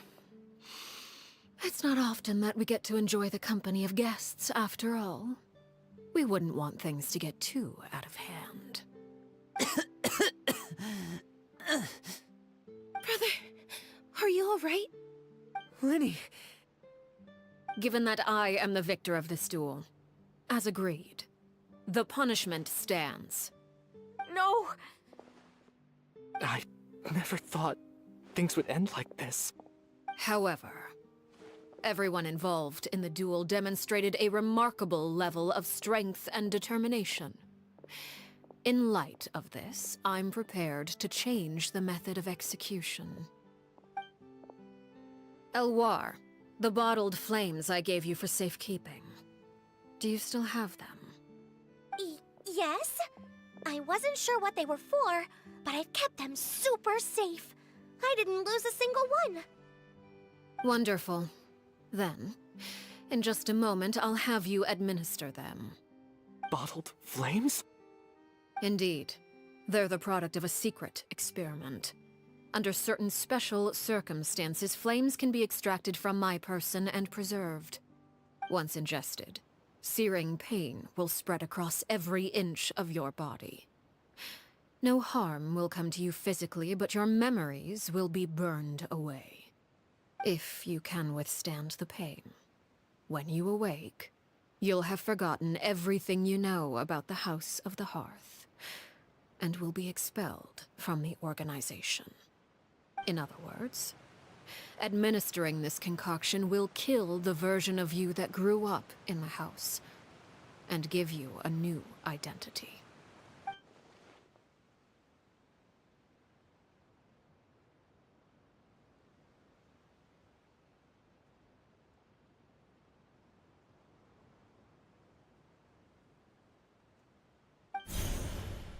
Memory is a mysterious thing indeed.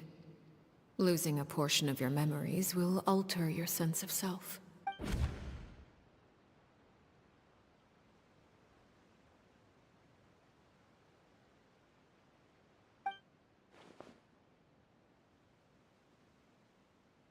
So, you're just letting us go, Father?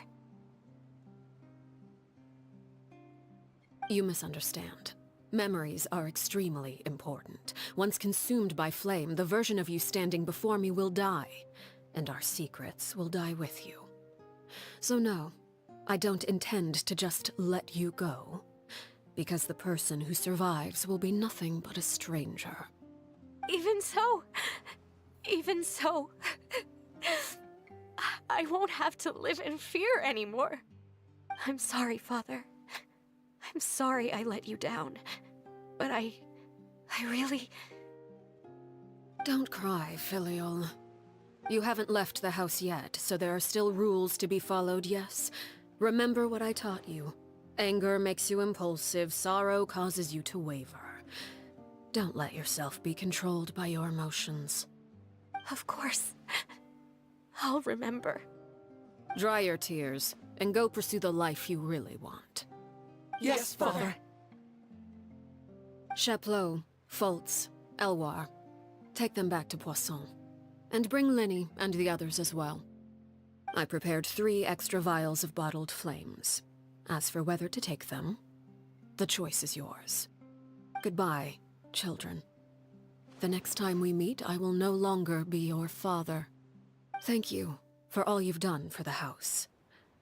I hope you have bright futures ahead of you.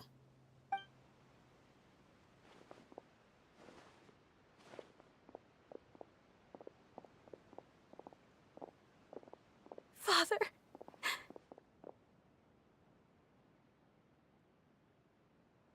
Let's go.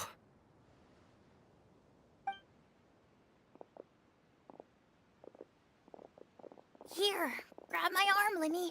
I'll help you walk back. Thank you.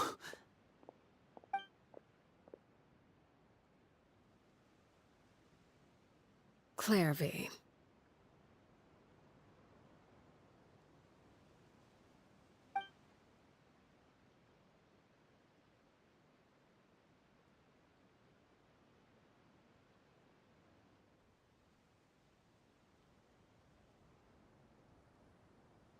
Can we talk now? I've been waiting for a super long time. You really are Perry, aren't you? I haven't seen you in so long. How come you're all grown up? Wait, did I somehow travel to the future on accident? Or am I dreaming? What a long dream. Neither. You died, Clairvy. That's what happened. You could have at least sugarcoated it a little. Look, she's done speechless.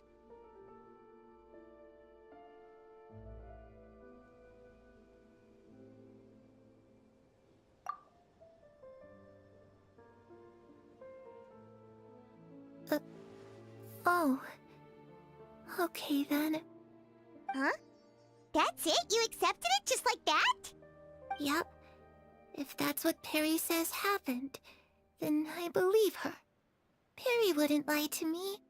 Plus, I don't really need to know why I'm like this. I'm more curious about what happens in the future.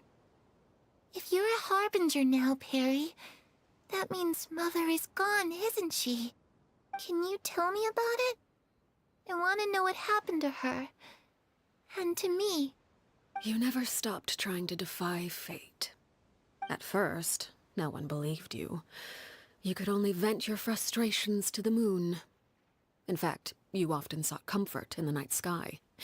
You wanted to see the aurora, so one night we promised each other we would go to Snezhnaya to see it together. Later on, you tried to run away, but you were brought back each time. Mother spared your life, but it wasn't out of kindness. Instead, she decided to make an example of you by slowly torturing you over time.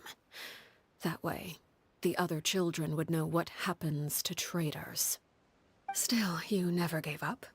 Mother hoped that through ruthless duel after ruthless duel, she would be able to crown an ultimate victor among the children she raised. But you called on everyone to unite, to fight to a draw in order to reduce casualties. Your efforts may have only delayed the inevitable, but still. You gave them hope. You tried everything you could think of, but every attempt ended in failure. Still, you never turned your sword on Crucibina, and you never turned it on me. On that gloomy day, you told me, "For the last 16 years of my life, I've done everything I can to fight for freedom. But now, I realize that the only freedom I truly possess is the freedom to choose to die." I never imagined I would say something like that. I must have been feeling really worn down. But somehow, I still think I understand. According to Mother's plan, only one of us was going to make it until the end. And I always hoped that person would be you. If I could do it all over again, I still don't think I would make a different choice. Even when I first met you, I knew you'd be able to do what I couldn't. Is that so? Even now, I'm not sure I truly understand what kind of freedom you were trying to pursue. But as the head of the House of the Hearth, and as the children's father, I've tried to give them the most basic of freedoms. The freedom to choose their own fate. It's something I discussed with the Iudex of Fontaine. The children who want to leave the house will have their memories wiped clean of all secrets pertaining to the organization. In return, they will be allowed to live a normal life in Fontaine without being prosecuted for their past. Of course, I won't simply hand freedom to them on a silver platter. They have to fight for it and prove themselves worthy of it. Only freedom that is earned has true value. That's more than enough. That's exactly the kind of life I was fighting for. You know, Perry, I think you're a pretty amazing king, and a really great father, too. I'm really happy that you're the one who took over the house. I guess I do have one regret, though. I still haven't seen the outside world. Well, it just so happens that our dear guests over here have been to many nations and traveled to countless places. Perhaps they would be willing to tell you what the outside world is like. Really? Of course! We've traveled all over the place. We've got so many stories, we could probably talk your ears off for 3 days straight!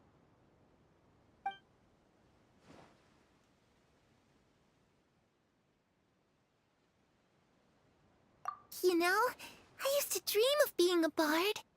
Playing the lute while singing into the winds of freedom. Even if there was no one there to listen, I would have continued to sing no matter what.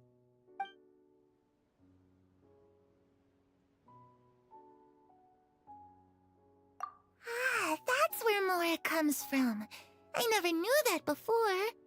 If I asked Mora, I would buy 3 new dresses. One for me, one for Perry, and one for Mother. It's just too bad Perry doesn't like wearing dresses. And Mother, well, she probably wouldn't accept something like that either. I guess I'd just have to keep them all for me then. I could wear a different one every day.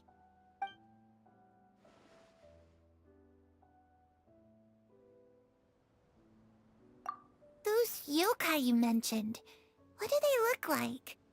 I once saw a drawing of this one guy with horns on his head and a super scary face. Are there any yokai like that? Oh, sounds like you're talking about an Oni. Yep, we've met one, and let Paimon tell you, they're not nearly as scary as they look.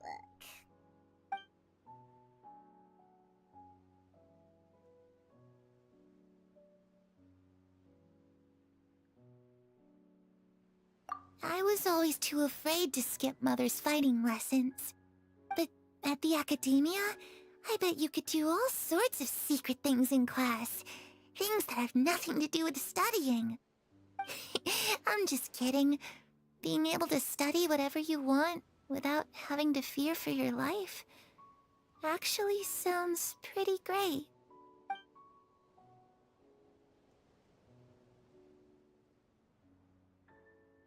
The situation was super dangerous. Lenny and Lynette were accused of committing a crime, and they were going to have to stand trial at the Opera Epicles. Oh no! That must have been hard for all of you. What happened next? Don't worry, we were able to turn the situation around super quickly, all thanks to Detective Paimon, of course. How'd you do that? Come on, tell me. Okay, so it was like this. After the failed magic show, we rushed to the scene and...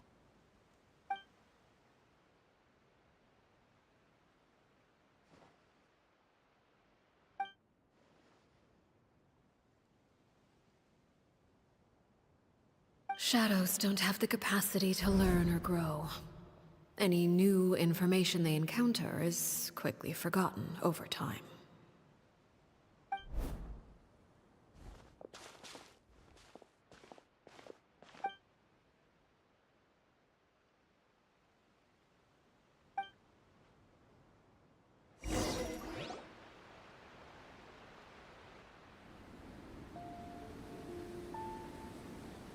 Clairvy, you've worked tirelessly from the shadows to overthrow the House of the Hearth.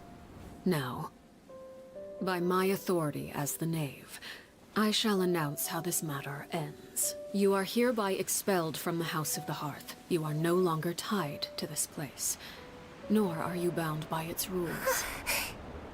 You're saying that I can finally leave? I get to experience the outside world as well? Oh, I almost forgot. There's no getting older for me.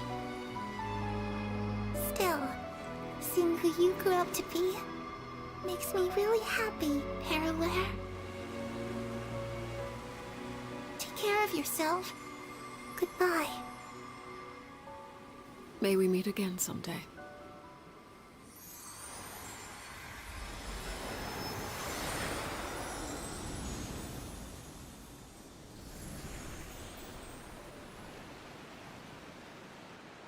Clairvy. She left so soon. Paimon didn't even get to finish her story. I also have certain sentiments left unsaid. I wanted to tell her that the aurora I saw in Snezhnaya was just as beautiful as the ones in the pictures. But a shadow's memories reset at dawn. Had we delayed any longer, we wouldn't have had the time to say goodbye. Whatever regrets may linger, let them be lost to the coming of a new day. Father? It's Linny! Hey, Linny!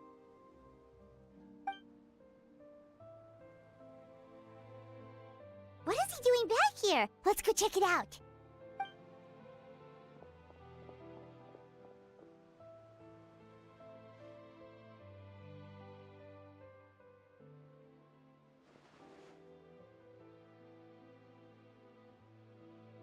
Father, the bottled flames have been administered. Filio and the others have left the house. And you? What have you decided? Thank you for giving us that choice, Father. But we never wanted to leave the house. It's the only home we've ever known. Lynette and Fremine feel the same way. They're recuperating back at the Hotel Bouffe d'été. But I decided to come back and tell you where we stood. I'm sure you're well aware of the expectations I have for you. I want you to follow in my footsteps and become the next king of the house. Yet you seem to have different ideas. I must admit, I'm rather surprised by your decision to stay. There's nothing wrong with choosing to live a quiet life. Leading this organization is a heavy responsibility, one not so easily carried by someone forced onto the throne. I just never understood what you saw in me. What made you believe I was deserving of that throne? You're brave, talented, and, most importantly, you cherish your family. You would do anything to protect them, even if it costs you your life.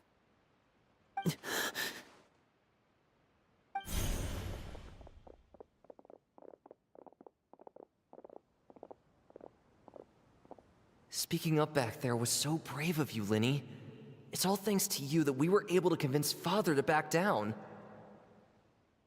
You're a hero, Linny. Hero? Father is the real hero. Had Father gone all out during the duel, there's no way I would have walked away with my life. She must have had it all planned from the beginning, from the very moment she suggested a duel. I'm not deserving of that title. I'm not strong enough, or smart enough. You're wrong. In my opinion, all you need to be deserving of the throne is conviction, and the necessary strength to act on it. We may have different ideas of what it means to be a family, but you can hardly be said to lack conviction. What you truly lack is strength. For someone of your talent, though, that's something that will come with time. Even without that strength, you still chose to face me in a duel, even though the odds were stacked against you. That capacity to honor your convictions is what I truly see in you. Father. No one knows what the future holds, what tragedy or triumph may be in store. Being at the head of this organization requires the strength of will to face whatever comes. Caution will only hold you back. If reaching a certain standard were required to go after what you want, I would never have succeeded in killing my predecessor. Back then, there was still a considerable gap between our abilities. Strength may decide the ultimate victor, but those who let a lack of strength dictate their decisions or undermine their convictions will never be worthy of the throne. I understand, Father.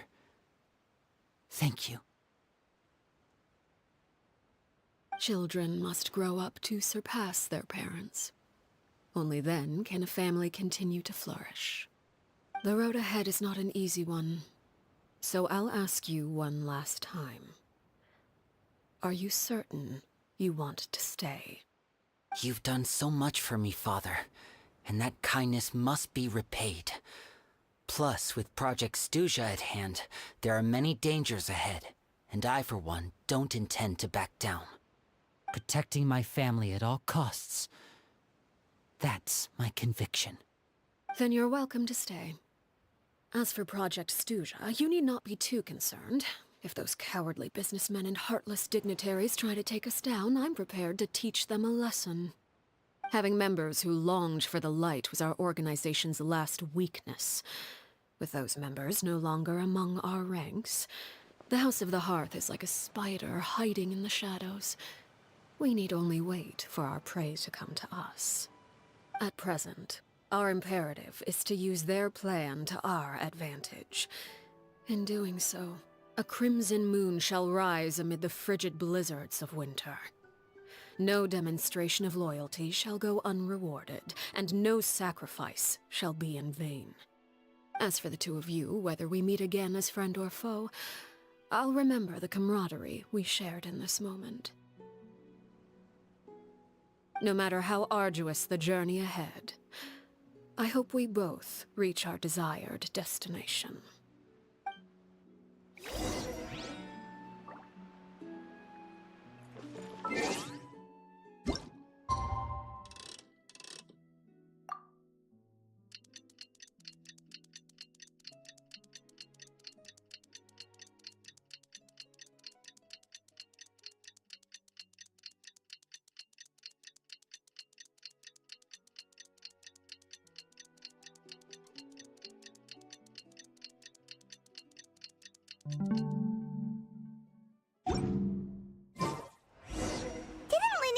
Lynette and Fremine were recovering at the Hotel Bouffe d'été?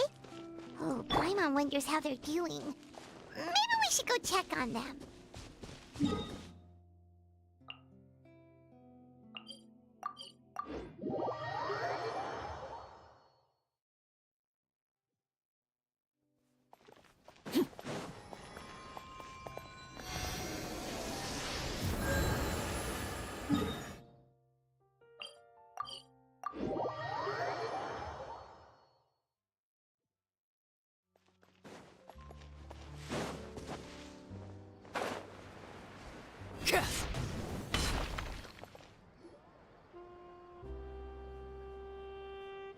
Lynette? Fremine?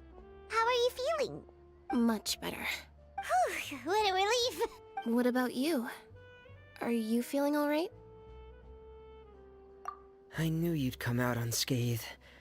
Us, on the other hand, well, we've been bedridden for 2 days. I couldn't even turn over. Oh, and I wanted to ask, is Clairvy gone? Linny and the other members have left Poisson and returned to the House of the Hearth. According to him, there haven't been any more sightings of a spirit roaming the house. I see. I'm glad. Father came to check up on us 2 days ago and told us about what happened with Crucibina and Clairvy. Actually, I've met Crucibina before. Wait, what? You've met the former Knave? Crucibina died a year after Clairvy. It was during the year between their deaths that I joined the House of the Hearth. Crucibina had an extremely cruel and radical way of doing things. While she was alive, the atmosphere in the house was suffocating. When I joined, though, the experiment she valued so much had already come to an end, and all the people involved, dead and injured alike, were gone. Crucibina never talked about the past with us newcomers. A couple of months after I joined, Father killed Crucibina and burned all her files. With that, the names of all the people subjected to her experiments, Clairvy included, were lost to the flames, along with the painful memories they represented. Father took in Lenny and me a couple months after that, but she never mentioned anything about Crucibina or Clairvy. It really seems like something she was planning to keep to herself. The last time you talked afterward, did she mention why she kept it a secret for so long? She said she didn't want us to be affected by the darkness of the past. She was worried we'd develop a false sense of gratitude towards her if we knew about it. The foundation of a family should be free of any corrupting influence. Whatever happened in the past, it has nothing to do with who we are now. And that's what Father told us in the end. But I still thanked her for everything. It was only after hearing about what Crucibina did that I finally realized how insignificant our lives could have been. The members of the house meant nothing to her. To say that she valued them in any way, even just as a tool, would probably be giving her too much credit. If Father hadn't taken over the House of the Hearth, I probably would have already... Father rarely brings up the fact that she saved us. She doesn't believe that being indebted to her should be what ties us together. But even if we didn't owe her anything, we would still choose to stay. Because this is our home. We may have arguments or times when we feel wronged. Some people may even choose to leave. But as long as Father is here, we will always have a home. Whether the path before us is bathed in sunlight or shrouded in shadow, we'll follow Father wherever she chooses to go. So I wanted to say thank you for helping us make it through this crisis. Without your help, we could have lost a lot more along the way. Oh, we didn't do anything, really. Of course. You're welcome anytime. Are Filio and Nantoy okay? I actually saw them at a cafe this morning. They didn't recognize me. From what I could tell, they were drinking coffee and talking about one of the operas that started running recently. They seemed happy. If I had to take a guess, I would say they finally found the kind of life they always wished for.